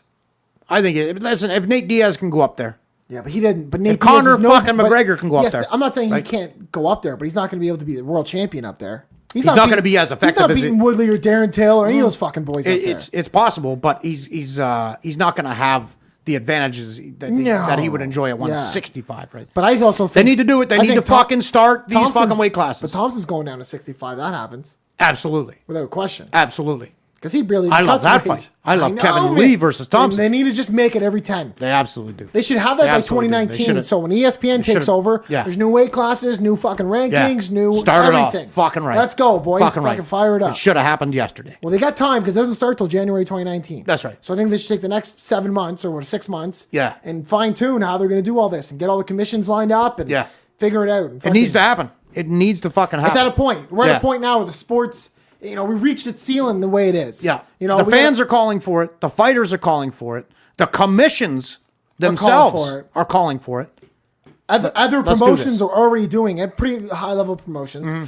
I like to see Bellator doesn't have enough fucking. You need someone like they have no depth of roster to pull that shit off. Anyway. They're just getting a heavyweight champion. Yeah. You know what commission is doing those weight classes? Who is it? New Brunswick. Well, there's somebody in the States too, but that's cool. Yeah, but New Brunswick is doing it. I didn't know that. Which is fucking fantastic. So like Al Jackson, those guys? Yeah, that's right. So Nick, my guy, was always fighting at heavyweight, which is 206 to 265. Now they've created the cruiserweight division, 206 to 225. So now 226 to 265 is heavyweight. Cruiserweight's 206, 225. I love it. So now Nick, his last fight, I think he came in at 240. Fight before that was like 238. He's always around 240, somewhere around there. Right. So 225 is a no-brainer. He's got lots of weight to lose. It's a perfect fucking And what's the weight class? 208 to 220? 206 to 225. Man, so he's at the top of that weight class. He's at the very fucking He's the top. Francis Ngannou. Exactly. Weight class. Exactly. Because that's the great thing with Francis is he cuts weight, a lot of weight, to get to that max 265. Much like Brock did. And, Much like Brock did, exactly, yeah. Carwin, all those fucking guys. Yeah, they need to do it immediately. I love that they're doing it, on the regional scene, the amateur scene. Are you getting Nick down to a more comfortable walk around weight? You think? Yeah, I think we want to walk around, no heavier than 230, and then and then just cut 4 pounds. We don't want to cut. We don't want to cut a whole lot of fucking weight. What I would like to see Nick lose a little. Is he doing this now? Is he getting down to? He's already starting now. To get down, so his walk around weight is 230, 235. Yeah, right now he's 236. Oh shit! So he's very close. Yeah, so we could fight. We could fight in 8 weeks. Because I'm 230. Yeah, we could fight in 4 to 6 weeks, 8 weeks. So I could be heavyweight champion. You could be heavyweight champion. Yes, absolutely. All you got to do is get through the big boom. I got to get through Nick. How much do I got to pay him? He doesn't get paid to fight, let alone throw fights. Oh, fuck it. Then he might throw the fight if he doesn't get paid to fight. I don't think he's in it for that. No. That's how you get knocked out. that was a fun fight card. I really enjoyed that fight card. But yeah, that also proves once again we need more weight classes. Yeah. So you watched UFC 5. Let's talk about it because I've been chomping at the fucking bit to talk about this. Really, all I want to talk about is the giant with an attitude. Yeah, the big John Hess. That's the he like a baby kind of his face. That guy. Yeah. He was a young guy. He was weird talking, man. Oh yeah. He said he was. What did he say? Well, he created his own he said system. he thought he was gonna lose. I thought I was going to lose that fight. No. That was that guy. No. I'm telling you. No, Did he wear it a big wasn't. fucking? Did he wear a gi? Yeah, no, you're talking about Remco Depardieu, and you're talking about UFC 2. We're talking about UFC. This is okay. why I I'm don't give you confusing two it. events for fucking homework. I did the homework though. And now, Let's go. don't forget, that is the same guy you hated for giving up to Marco Huas. Oh, I hate that guy still. You hate him after those elbows? Are you fucking kidding me? After knocking out Orlando Vite with those, I didn't even know he knocked him out. Oh, He's like, right. Then he just gave knocked up. him. Yeah. Oh yeah, I knocked him out. Yeah, then he went up against Hoist. What are you gonna Yeah. do? What are you gonna do then? Yeah, but we're not talking about that event. I know. Talking about Maybe five. we will. Maybe we'll circle back. Okay, so I'm talking about the very first fight on UFC 5 was Andy Anderson. you need to tell me what he looks like. Names don't mean shit. He's a great big giant motherfucker. His nickname Color. was the Giant with an Attitude. He's a white guy. Okay. Wore the fucking pants up over his belly button. Had his own fight Yes. system. Yes. SAFTA. Yes. Yeah. Okay, I'm in. Very first fight.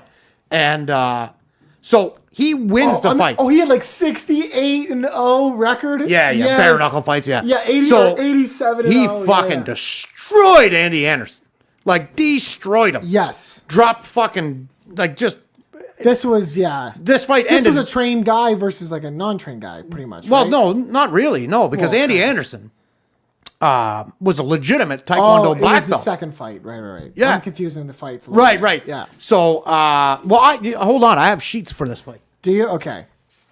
Because the thing is, I don't remember most of these fucking guys' names, right? So, this fight ended with Andy Anderson on his knees against the fence and the Giant with an Attitude kicking him in the fucking head. Yes.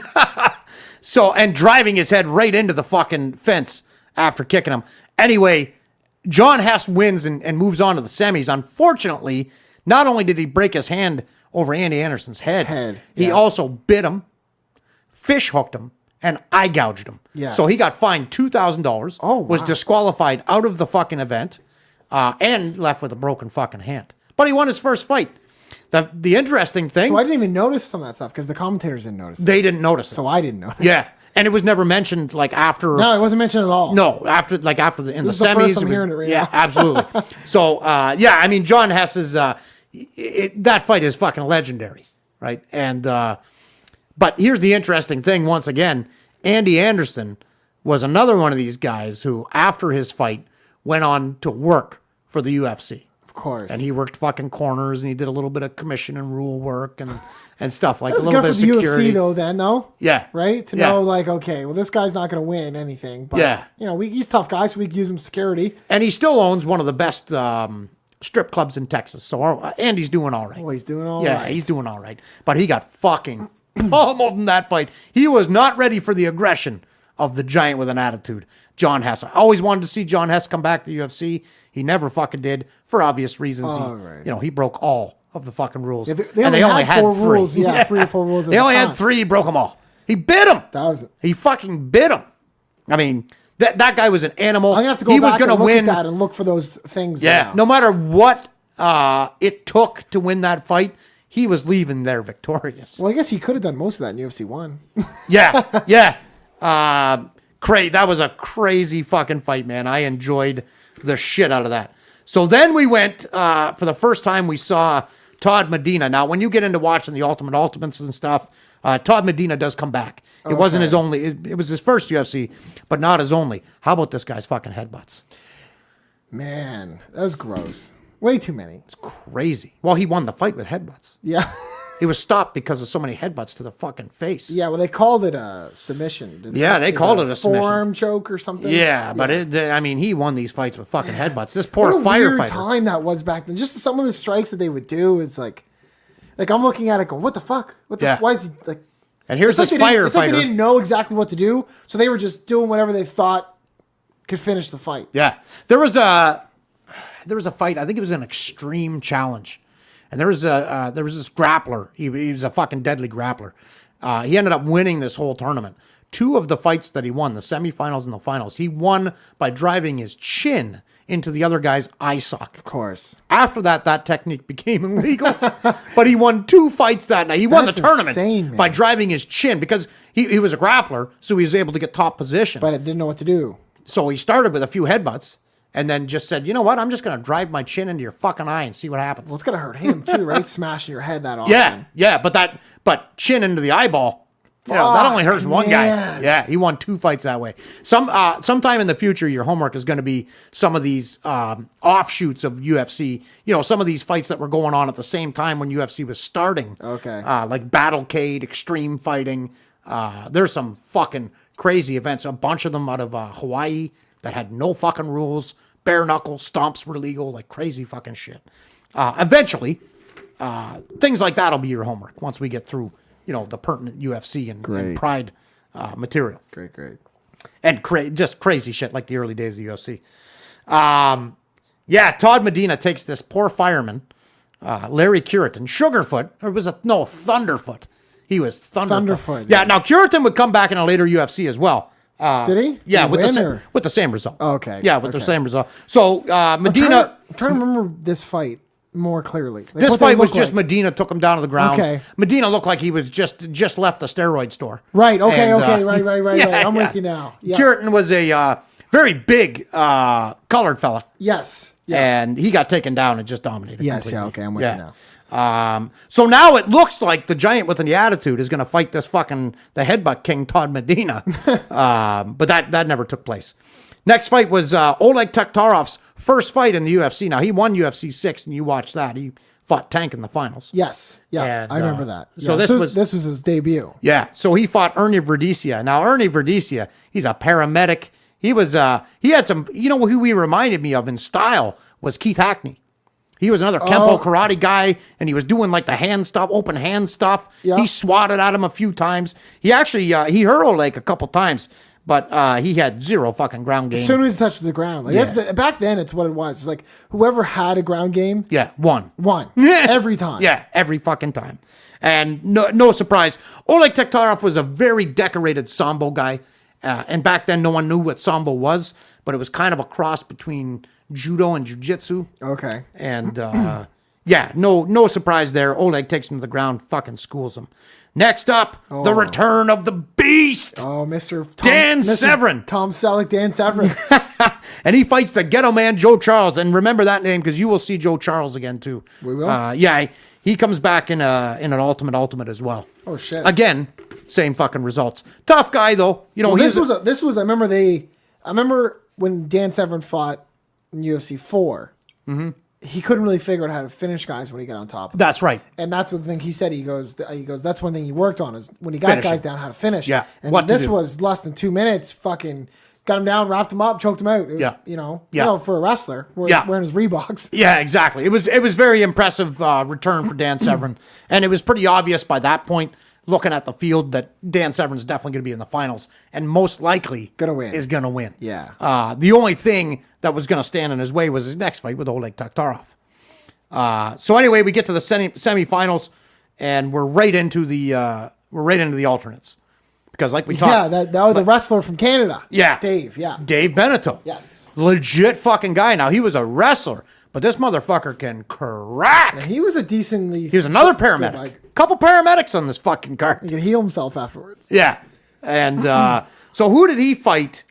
He didn't fight... he beat Todd... he beat Todd Medina. Yeah. Yeah, he beat El Tebron. Jesus, that fucking eye on Medina coming into those semifinals, his eye was all fucked up. Oh, right, it was all... headbutt guys enough, right, man. You're You're going to fuck up your own face, too. Right, yeah, he was all fucking... Yeah, he was puffed right His out. left eye was fucked. Yeah, he tapped pretty quick as soon as that wrestler got him down. Dave, what's his name? Dave. Yeah, Dave Beneteau. Yeah. As soon as he got him down... He knew it was over. And I thought as soon as he came in, because they showed... As soon as they brought in this alternate, they were like, "Oh, we'll tell you a little about this guy." And they're like, "He's a wrestler, blah blah." And I'm like, "Well, I think he's gonna win because he's the wrestler." Right. Right. And then he did. As soon as he got him down, started punching him, and then he just tapped out to strikes or whatever. But he was getting he was gonna get fucking pounded hard, man. Dave Beneteau hits fucking hard. He's knocked out a lot of fucking dudes. Yeah. I'm a huge fan of Dave Beneteau, man. Yeah, and I was even though I was pretty confident that Dan Severn was gonna beat Oleg on the next round. Were you? Because to be honest, when I was watching it, back in the day live, I I honestly thought Oleg Taktarov was going to fucking tear through him because he had way more finishes. Okay. Right? I mean, but this is different, though, because you were looking at it from that perspective before UFC is what it is now. Right. Yeah. I can, hindsight's always 20/20. Yeah. So from my perspective, it's a little clear. It's a little easier for me. Yeah. Because what I looked at was, I thought both guys were both very skilled on the ground. That's where they both were at. Yeah. But Dan Severn was so much bigger that when it came to skill versus skill being pretty equal, size was going to be enough to do it. Listen, and that's pretty much what happened. That's exactly what happened. And you're absolutely right. Size means nothing in fighting unless skill is right. equal. Yeah. And that's why I thought I was like, I think Dan's going to get this. Well, here's what I didn't expect. I didn't expect Dan to leap into the air and drive his fucking knee that was weird. into Oleg's face over and fucking over again. Man, that was a little gruesome. Excuse me, a little gruesome to watch. Just covered in blood. I remember back in the day watching it, being horrified, going, Jesus Christ, stop this fucking fight. The thud of his knee, because, and back then it's not like a hang knee. onto the fence and just fucking drive it right in. in. Yeah. And it's not like a knee. Like if I grab your head and pull your head down, knee in the face, like it's not like a knee that Neil Magny did this weekend. Right. It's not like that knee. This is, his head is pinned on the fucking ground. Nowhere to go, no movement happening. And this guy's just launching these fucking giant knees into his face. And the thud every fucking time. Man, it was gruesome, and cut him. Oh, like he cut him once with a very small cut, and Oleg checked it. As soon as he checked it, here comes another fucking knee that split him wide open over that left eye. Jesus. Fucked him right up. Yeah. But a little bit of controversy, man. Because Oleg was extremely upset that fight was stopped just for a cut, just for blood. And he said, I've been cut in every fight I've been in. So they talked about that in UFC blood. 6. Oh, they did? Yes. Okay. Because he fought in that card. Right. And when they said, they showed him, they said, he said, in Russia, we bleed all the time. Sure. Blah, blah. This is every fucking fight. I don't want you to stop this fight just because I'm fucking bleeding. You know what I mean? Make me quit, or my coach is throwing the towel. The problem was those knees weren't going to stop. No. That beating was not going to fucking stop. Fall asleep. That's all. And at that time, UFC kind of had to protect itself a little because it was still illegal almost everywhere. And they wanted to make money by selling pay-per-views. So they wanted, promotion and all that shit. At some point, you got to stop that gruesome shit and go, okay. Like just when it first started on Fox, you'd see them stop fights a little fucking early because of that, right? Like, when the they women Photoshop out the blood, particularly particularly when the women came out, they'd Photoshop it off the mat. Yeah. And now they clean the mat between every fucking fight. Yes. Particularly when the women started, those fights were being stopped. Any fucking sign of blood, and they'd shut those down. Any sign of a girl being, like a damsel in distress, those fights were fucking stopped. Really? Now they let them go. Oh yeah. Now they let them go. But I mean that stoppage was just. I thought that was a today's UFC stoppage. So to me, that was except normal. you're not allowed to drop knees like that anymore. And right. There's a good fucking reason. Right. But I mean, there was nothing he was going to do besides continually to get his fucking face smashed. Yeah, I knew as soon as they stopped that fight, I knew Severn was going to be UFC 4 champion or 5 champion. No doubt about it. I love Dave Beneteau. And he did a good job against Dan Severn. And, I thought the same thing as you, and I thought it was going to go just about the way it did. Yeah. Where Dave Beneteau was going to hang in there. Because he's a wrestler. Look good, but he's eventually going to get Eventually, he just doesn't have the skill to the level, and he's not as big. It's the same thing. You got two guys that are both wrestlers, skilled grounds. Dan's actually even maybe better wrestler, and he's bigger. More decorated, for sure. More decorated at the very least. Yeah. So but I think the thing is, like, if Dave had got him on his back first, it might have been that different. fight ends different, right? But that's where wrestlers are always, especially back in those days, they're comfortable on top. They are not comfortable off their back. It's because as soon as they get put on their back, the match is over, right? Exactly. Yeah, pin, it's over. It's a pin. Yeah, exactly. And it's real easy to be the hammer on the ground. Not as easy to be the nail.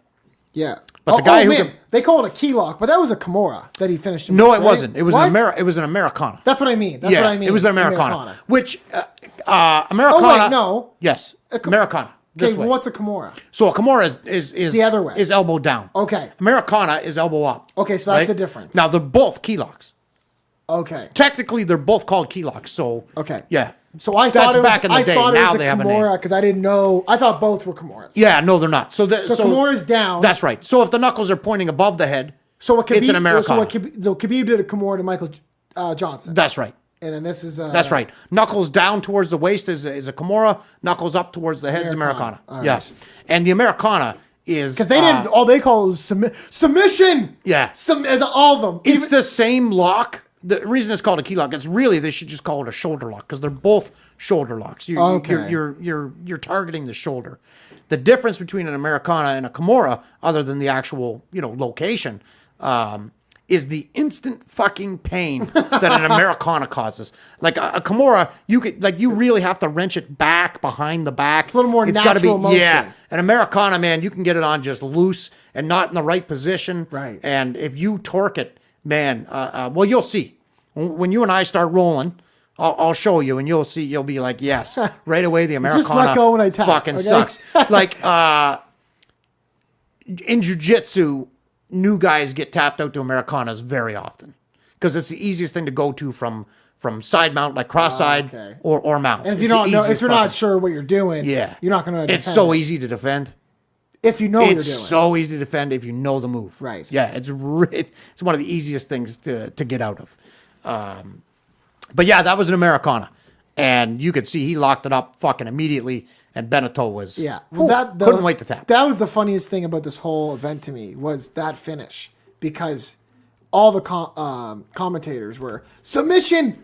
It's a submission. Yeah. He finishes him with a sub. Like Yeah. they didn't even have a fucking clue. They didn't know what it was. Yeah. They had no idea. They never knew what they were fucking looking at. No, but some of them, you didn't hear them say rear naked choke or arm bar or leg lock or whatever. But Yeah. no, There hadn't been too many key locks up to that point. they did not know fucking key clue. lock. Yeah, It no was fucking clue. It was a submission. It was fucking. But that great. made it kinda But I guess fun back in the I guess day, I thought it was a Kimura. So what the fuck? Yeah, well, there you go. This on this card was also Yeah. the first super fight. Yeah, that's what I think about that fight. That was a very long 36 minutes and 6 seconds. Yeah, I watched the first 4 minutes and watched the last 30 seconds. And that was it. That was a pretty big punch from Ken Shamrock, though. I don't even know what you're talking about. Okay, so after regular time, they started an overtime. Yes. The 1 3-minute overtime. And right near the end of that, Shamrock fucking cracked Gracie. Okay. And formed a huge fucking mouse. Like Gracie's eye was shut, bleeding, purple, swollen, fucked up. Yeah. And then they said that 3 minutes was up right away.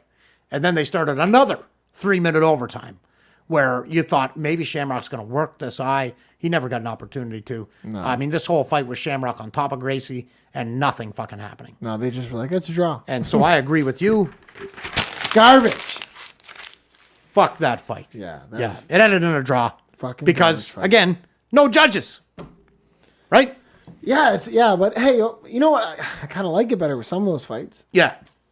Well, listen, I mean, back in those days, they didn't really fucking need judges. Yeah, well, imagine that was the only fight on the card that needed a fucking judge. Imagine if this fight wasn't the super fight. Yeah. There's no time limits. That's right. They still be fighting right now. Yeah.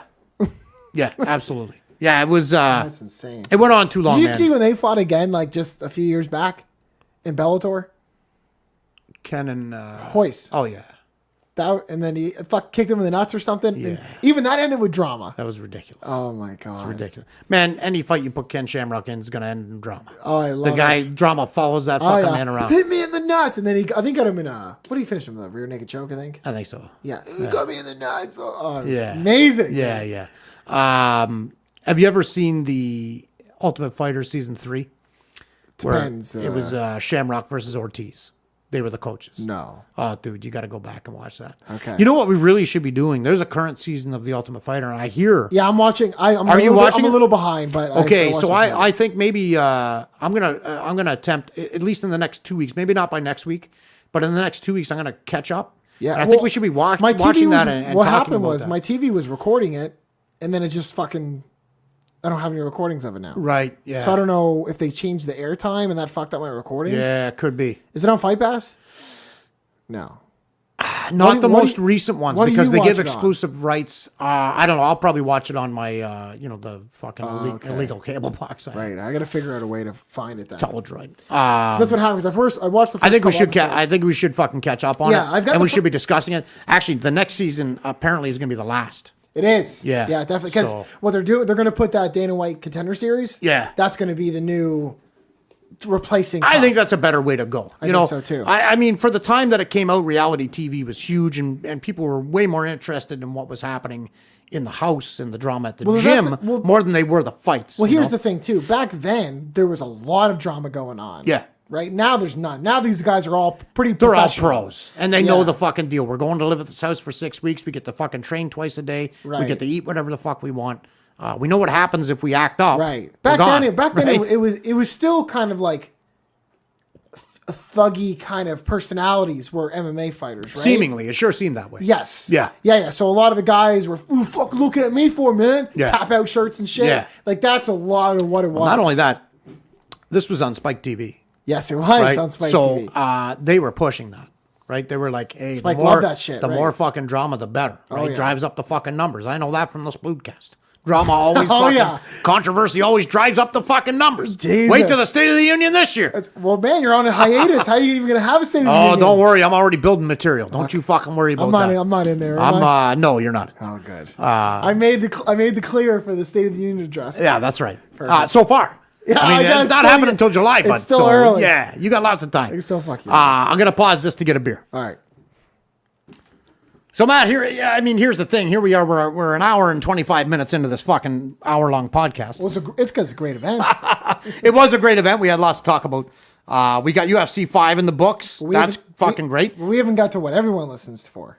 What do they all listen for? Our picks. Our picks. That's right. We got an event coming up Saturday, June 1st. Week event. It's my dad's birthday. He's no longer with us. Oh, happy. We'll have a drink for him. Yeah, we'll have a drink. Right? Cheers. Cheers. Now, before we get to that card, now here's the thing. We're not going to break down every fucking fight. There's a lot of Fillers? yeah, there's a lot of fillers, I guess. I imagine it's going to be a fucking great card. There's a couple fights on there that I'm really looking forward to. I mean, anytime Jimmy Rivera fights, I'm excited. I love that kid.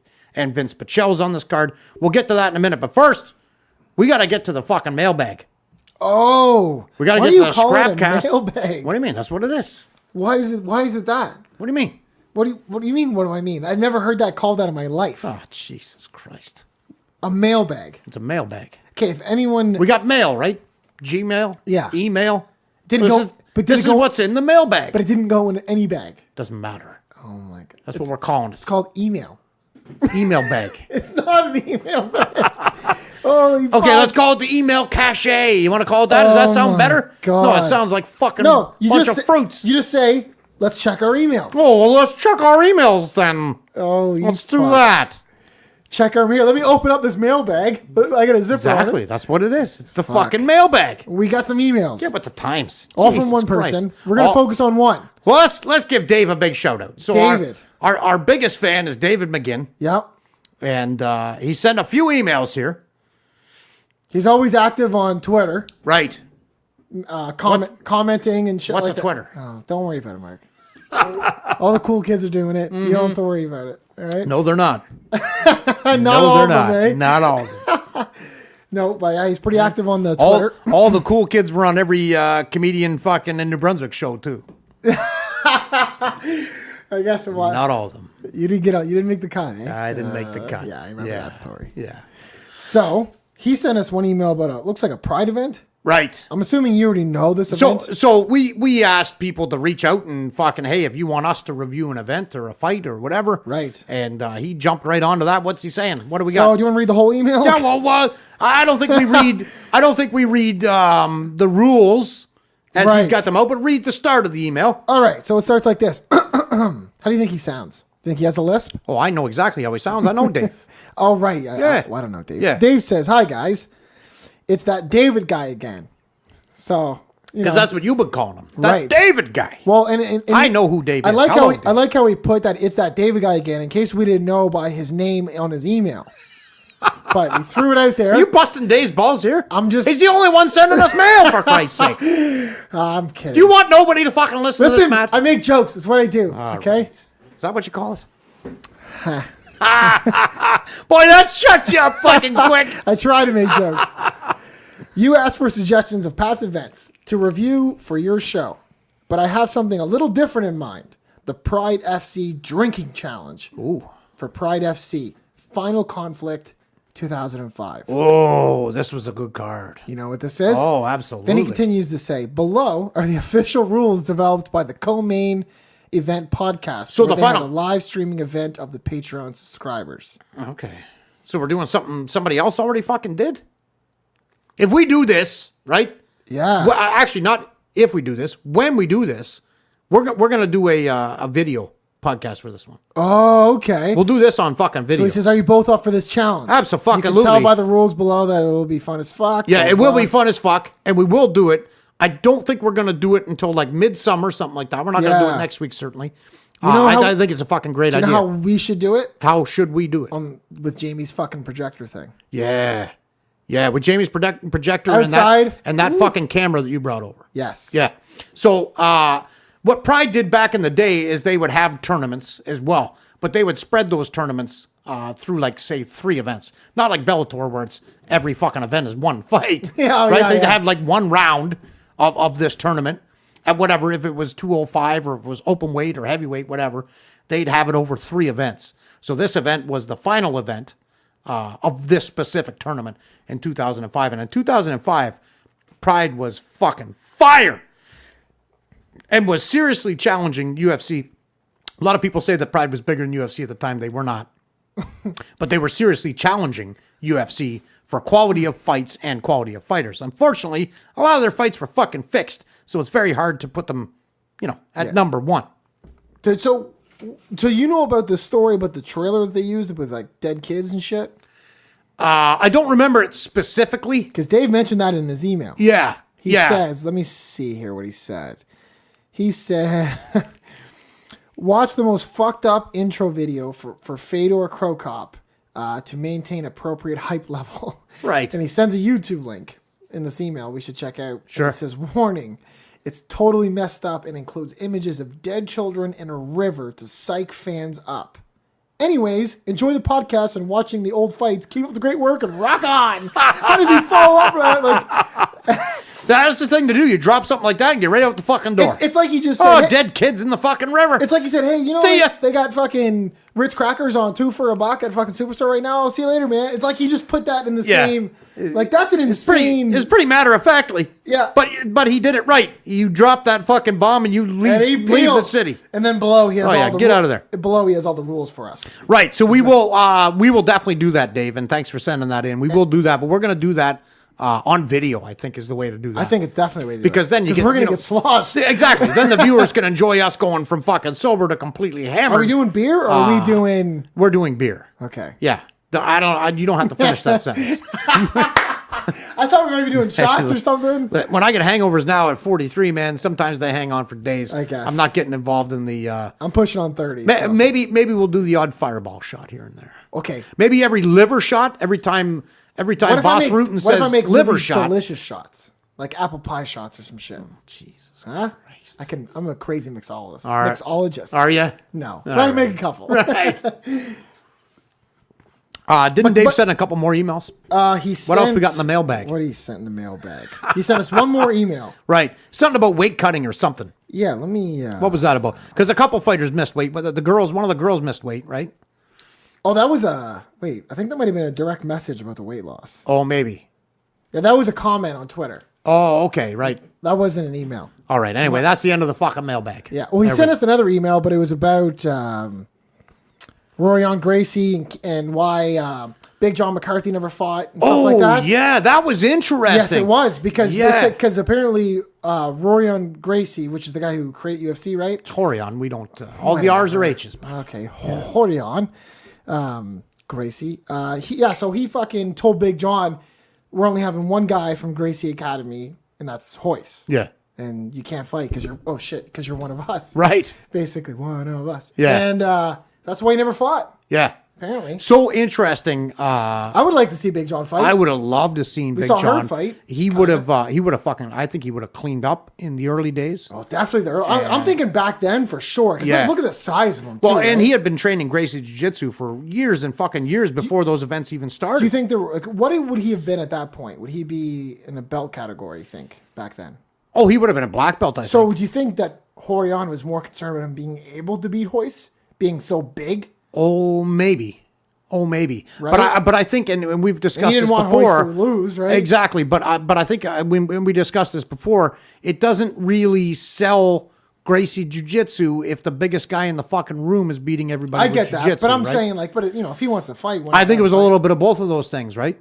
Also, I think they needed him more in a professional capacity. They needed him as a ref. Yes, they needed him as a rule enforcer. And if you don't think that, just watch UFC 1. Yeah, exactly. And you get a clear indication that you need him. How different it was. By the way, Absolutely. UFC 5 had some different commentator. It's that weird between. It was the one event when they didn't have the guy who repeated every last name, and they didn't have Mike Buffer. No, you know who they had. Do you not It was remember? a younger guy. Do you not remember his name? The ring announcer? Come on, you don't remember his name? Yes, he did have a fucked up name. He had like a very famous name, right? Yeah, his name was Ron Jeremy. Ron Jeremy, right. That's what it was. That was fucking great. That was a great email from Dave. It's so interesting just to think what would have happened to Big John. I had no idea. That's the first I heard that John was interested in fighting in the early days in the UFC. I don't be fucking lying to us, Dave. I don't think he is. I don't think he is either. No, I don't think he is. And But it's weird you never hear Big John talk about it. Yeah, I know. Yeah, I'm very surprised. I've been following this sport for 25 fucking years, 24 for sure, and that's the first I'm hearing of it. Very interesting. I wish we had been able to see that. I think so, especially back then. Yeah. At least in a fight card, like what about UFC 5? Why couldn't they? I guess he's a ref, but like, why couldn't you? Because as Hoist's first, that was the first UFC. Hoist wasn't in the tournament, Yeah. right? He was in a super fight. There's actually a guy on this upcoming card, which we'll get into right now, who trains at the Big John McCarthy Training Center. I can't remember who that is. But it's someone on this fucking card. I remember when I was going through this card, I remember reading that. It might be Vince Pichel. Maybe. Is that what you think? I can't remember. So where does the main honestly event can't start at? Jake Ellenberger? Pardon me? Where does the main event start at? The main card starts with Smilin' Sam Alvey versus Gian Volante. What is this card called? 1, 2, 3, What is this card 4, called? 5. So there's 6 fights. What is this? UFC Fight Night? Fight Night. It doesn't say on the. I don't think they're numbered. I don't think Fight Nights are numbered. They absolutely are. But where's it from? My bad. Well, remember last one was like 129. It's in right? the state of New York. This got to be 130. What is it? Utica? Utica. Utica. Yeah, Utica, New York. Utica, New York. Yeah. Utica. Utica. Is it Utica? I feel like it should be Utica. Utica. I would call it Utica. St. June. But it just says UFC Fight Night. But St. June, but if New Brunswick. I'll get you the number here. 30 or 31? No, that was just 130. Yeah, so this is 131. So it's 131. 131, Fight Night 131 from Utica, New York. Yeah. Main event is Jimmy Rivera versus Marlon Moraes. That's an interesting fight. I mean, That's the only interesting fight. I fucking totally disagree. So let's start here. We got Smilin' Sam Alvey Actually, I like this fight. taking Gian Volante. Yeah. He's Chris Weidman, like fucking best man there. This is a very interesting fight. I like this fight, man. Both these guys are big, athletic fucking dudes. Man, why don't you tell me what you think? I'm trying to remember. I don't think we need to break all these fights down. No, not crazy. Let's talk about it a little bit and get right to the picks. I'm going with. I mean, we're an hour and 40 in, so I'm we going gotta. with the fucking Guido Gian there. You're going with what? Gian Violati. The You're Guido. going. Yeah. Okay. Chris Weidman's fucking bum buddy there. Yes. Okay. So you're taking Volante. Sam Alvey just stands really just like still and tall, and he doesn't move a lot. Yeah. Right. He stands really just straight up, but he has some knockout power. But Sure. So you like Volante. yeah. And how do you like this? I like it decision. Okay, I'm taking Sam Alvey by decision. Why? I think he lost his last fight. Sam? Yeah, I think Sam is on the cusp of becoming a very good mid-tier fighter. Yeah, best. I think he's better than Volante, maybe everywhere. It could be. Yeah, I'm a fan of both guys. I'm taking Alvey by decision mostly because you took Volante. If I'm being honest, right? Yeah. Next fight, Julio Arce versus Daniel Tamor. I don't know any of these guys. Yeah, Tamor's he's been around a little while. His brother is actually on this card too. David Tamor's on the undercard. Interesting thing. They're both 6-1. Both guys. In the UFC, you mean? Oh, that's their record, 6-1. Julio Arce? No. Oh. David Tamor. Daniel Tamor and David Tamor are both on the card. Oh, Daniel's in this sorry. one. You mean his brother? His They're brother, both 6-1. his brother I thought Dave. you meant the guy he's facing. No. He and Sorry. his brother are both. Both Okay. Tamors are 6-1. Yeah, so which is kind of interesting. Who's his brother facing? They probably. I see him. Nick Lentz down in the card. Yeah. He's fighting a carny. To be honest, he's in tougher. He was an Ultimate Fighter guy. Yes. David was. Yeah, David was. Yeah. Yeah. Daniel not, but he's a tough motherfucker. Julio Arce, I recognize the name. I don't remember any fight he's fucking been in. So what I'm going to do Me either. is I'm going to take Daniel Tamor by second round TKO. You are. Yep. I'm going to take the opposite. I'm taking, is it Arce? Arce. Definitely Arce. Yeah. Julio Arce. I've seen him fight. I know I have. I didn't get a chance to print out everybody's record Yeah, that's like the I thing. did last. I wish I could see I know. how some of his fights have gone. Yeah. Going through just some of his stats. We're picking these ones blind. The next fight card we'll break down and we'll break down. Well, the their next one's a wins good, and losses. a good fight It's a card. pay-per-view. Yeah, it's a finally pay-per-view. get some good events. Yeah. Hey, listen, man, that last one on paper looked kind of fucking shitty. You know, no big names It's or just nothing, hard to- right? it's hard to a great pick. fucking fight card. There's a difference between being like, when I say it's a shit card, I just mean to pick. Yeah. It's not star-studded. Yeah, there's right? no big names where you remember their You're like, last 3 or 4 yeah, fights. Fucking Yeah, this guy, this is going to be great. It's just Absolutely. two guys. You're like, yeah, maybe it'll be great. They're kind of obscure fighters, let's Right. be honest. Yeah. Right, so I'm going to go the other way. I'm going to take Arce, and I'm going to take another decision. Another decision. Okay. Geez, you're building a pretty boring card here, bud. Yeah, I am. Next fight, everybody knows these two guys, Jake Ellenberger versus Ben Saunders. Right. You're going to get the first pick here. I've been watching both of these guys fight for, 10 years. I know them both quite well. You didn't seem to recognize Saunders. I don't Killer recognize B. Saunders as much, but I Yeah. know Jake Ellenberger. He was Saunders came off the Ultimate Fighter, maybe season somewhere between 6 and 8. He was a fan favorite. Everyone loved him on the show because he's a super nice guy. He's fucking. He's a little sketchy in his record. he is a Jeet Kune Do fighter, He's four. Bruce Lee style. He's 1-4 in his last 5. Yeah.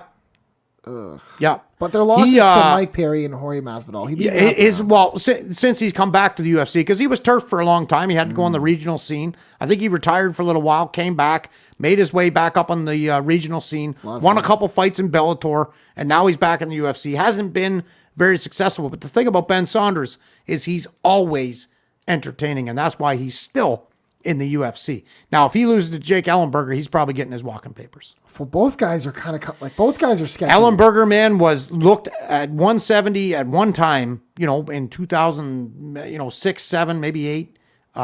He was a force to be fucking reckoned with. He knocked out Jake Shields in like 30 seconds. Now, mind you, it was the same week that Jake Shields' dad died, and he still took the fight. There's a lot of caveats with that This one. is a tough one. Yeah, this is a tough one to pick. So, are you picking this one first? No, you are. Right, I am. Yeah, it's back on you. I'm not real confident in any of these fucking guys, I know who to you're be picking. honest. Who am I picking? Well, I'll write it down and then you tell me. Okay. Are you going to pick the whole thing or just the fighter? No, just a fighter. I'm picking Ellenberger. Oh, big surprise. Yeah. I'm picking Ellenberger by... Fuck, man. A lot of dead air here. I know, man. Here's the problem. I want to do another fucking decision, but that's a lot of decisions. Right. Now I'm going to write down Saunders on my side because you picked Ellenberger. I'm picking second round sub. Second round sub. Okay, well, you're goddamn fucking foolish for picking that. Yeah, I know. I'll be very surprised if that happens. No takebacks either, by the way. You picked it. No, switch to TKO. Second round TKO. Second round TKO. Give me TKO. Let me get. I'm going to put a slash there, though. Fuck, I'm Because doing this it. is going to be worth a half point. Do I get a half point for each? For either or. Ooh, I'm going to give you a half point for either or. I may take that. Why not? I'm in. Why the fuck not? I'm in. Right? I got to hold you to that sub. I guess. But you did change your mind before I picked mine. So- I'll give you a half point for sub or TKO. Okay, I'm in. Yeah. It's definitely not going to be for a sub. You know what, man? First of all, I'm a huge fan of Ben Saunders. I like Jake Ellenberger, don't get me wrong, but I love Ben Saunders. I'm going to pick with my heart. I think Ellenberger gets him to the floor whenever he wants. Ellenberger is a strong grappler. Saunders is best on his feet, but he's also not horrible on the ground. I'm going to take a second round sub. By Saunders. The reason why I pick Ellenberger, because both guys have been losing a lot. Yeah. But when you look at the levels of competition. Yeah. Ellenberger's been losing to Stephen Thompson, Jorge Masvidal, Mike Perry. Top of the top. And Saunders is losing to guys where I'm reading it going, who the fuck are those guys? Ellenberger should win this fight. I only picked Saunders because you picked Ellenberger. Perfect. You know what I mean? That's how I make my dollar So, back. yeah, this will be a good half point for you. I'm happy that at least you're picking the next fight. If Saunders... First. It's heavyweight. Yeah, this is heavyweight. Walt Harris, Danny Spitz. What's their records? You've got it up there. What is the record? 10-7 for Harris. Yeah. 6-1 for Daniel Spitz. Okay, I'm going to go Danny Spitz KO. And Danny Spitz, I'll give you... It doesn't give me how, but let's see here. Round 1 KO. He's beat Anthony Hamilton, great R&B singer. Yes. And he lost to Mark Godbeer on his UFC debut. Yeah. Yeah, Mark know Godbeer how, is... but- Yeah. Do you remember how that happened? I don't remember that, but I'm taking Spitz first round KO. Who do you like? I'm taking Harris. Good. What's his record, by the way? Not great. Walt's been around a while. Yeah. Yeah. He's 10-7. Yeah, 10-7's not a great Oh, they record. both just lost to Godbeer. Good. Like both. Yeah. Fuck. Godbeer can fucking crack. I may as well just say first round KO. First round KO. Yeah, fuck it. Why not? Right? First guy to land. Yeah. Okay, so here we go. We get into the fucking meat of it. What's Gillespie's first name? He's got a weird first name that starts His with a first G. name is Gregor. Yeah, Gregory. No, just Gregor. Oh, just Gregor Gillespie. Gregor, yeah. Versus Vince Pichel. I hate this fight for one reason, is because I fucking dig both guys. Have you seen Gregor Gillespie fight? I don't know. Man, He's like not ringing a bell to me. He's like a smaller version of Darren Till. He's Is he? Oh man, he's very fucking impressive. He's fun, like fucking fun to watch. 4-0 in the UFC, and he got performance of the night and fight of the night. Yeah, man. He's a he's a fucking wait for it. He is a blue chip prospect. Oh, Fucking yeah, right. He fucking is. knew Ding, it. ding, ding, ding, ding. He really is. Now the thing is, I love him. He's a newer guy to the UFC, especially compared to Vince Pichel. I love Vince Pichel. He was on one of the Ultimate Fighter seasons. I loved him on that season. He didn't do real well, but his attitude was good. He fought his fucking balls off. He's been out of the sport for a long time. I don't know if it was... I think it must have been a medical problem, obviously. Could be. Vince is back. He was off for 3 years. He's back. He's on a 2-fight winning streak. I love his attitude. I love his fucking grit. I'm going to pick... I don't think he's going to put Gillespie away. And honestly, if I'm picking with my brain... Actually, you're picking first, so this is going to make it real easy for me. Oh, okay. This is going to make it real easy for me. I'm picking Gillespie. You're picking Gillespie. Wait. I think so. I'm pretty sure. I think so. Well, what's going to change Yeah, I'm your picking mind? Gillespie. You're picking Gillespie. And Yeah. what do you like? How do you like it? Where do you want it? Let me see one thing real quick. Do you know which way you're going for the pick? I'm picking Pichel. Are you? Yeah, you pick Gillespie. I picked Gillespie. The only reason I'm picking Pichel is because you picked Gillespie. My heart says Pichel. I'm going first round TKO. Oh, that's not going to fucking happen, but sure. I was going to go second round TKO, but You know what, man? I like Pichel to fucking beat him down and win by third round TKO. oh, wow. Yeah, I love both of these guys, man. And honestly, if I'm picking with my head, if I got money on this fight, like real money, not our dollar, I'm taking Gillespie. He really is. Yeah. He's going to be a breakout fucking star. He's going to be something. Mark my fucking words. Gillespie is going to be somebody we're hearing about for quite a while. I was just going through some of his records and stuff and how his finishes are going. But Super exciting fighter, man. He's super exciting fighter and improves vastly between each and every fucking fight. I really should be taking Gillespie. I'm giving up I'm probably giving up a point. But I love Vince Pichel was always one of my favorite fighters, and then he just fucking disappeared for 3 years. I don't know him at all. Yeah. Now he's back. He's on a tear. I like Pichel. Third round TKO. Fucking way we go. I picked first here for the Main event. for the main event, which is great for me because I'm taking Jimmy fucking Rivera. Jimmy! I'm taking Jimmy all the fucking way. All the fucking way. This guy has lost one fight. It was, what was it, his second fight ever? Yeah, second fight. Second pro fight he lost, and he's been on a goddamn tear ever since. He's unbeaten in the UFC. He's beaten guys like Faber. I mean, he's Marlon just his last big win was a first round KO of Aljamain Sterling. oh, absolutely, man. That's Marlon Moraes is a fucking tough. This is a great fight. I know. This is a great fight. Now a lot of people look at this main event and go, "This is a fucking shit card." If that's the main event, this is a great I fucking. like the main event. This is a I like great this fight. fucking main Yeah, yeah. event. Just man. the rest of the card. Absolutely. Oh, I think the rest of the card is going to be dynamite too. That's Not a lot of recognizable names, maybe for someone like you. Yeah, but I for mean, me, for yeah. me, you know, Gillespie, Pachel, Saunders, Ellenberger, Vellante, Alvey. I mean, we got a lot of fucking great names in this card. For me, I like Rivera decision. I think it's going to go all 5 rounds. I don't see a way. Marlon Moraes is a tough guy to put away. I'm going Rivera decision. I'm going Marlon. You're going Marlon Moraes. Yeah. I love it. I'm going Marlon. You're going decision? I'm going decision.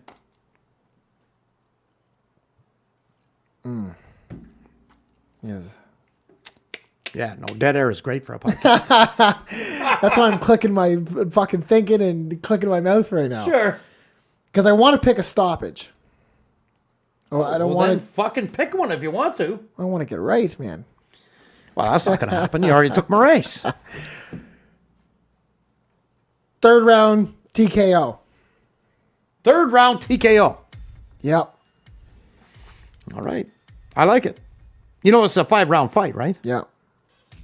That's why I'm picking third round. I think it's gonna be. If this was a 3-round fight, I probably would have picked the first or second round TKO. Sure.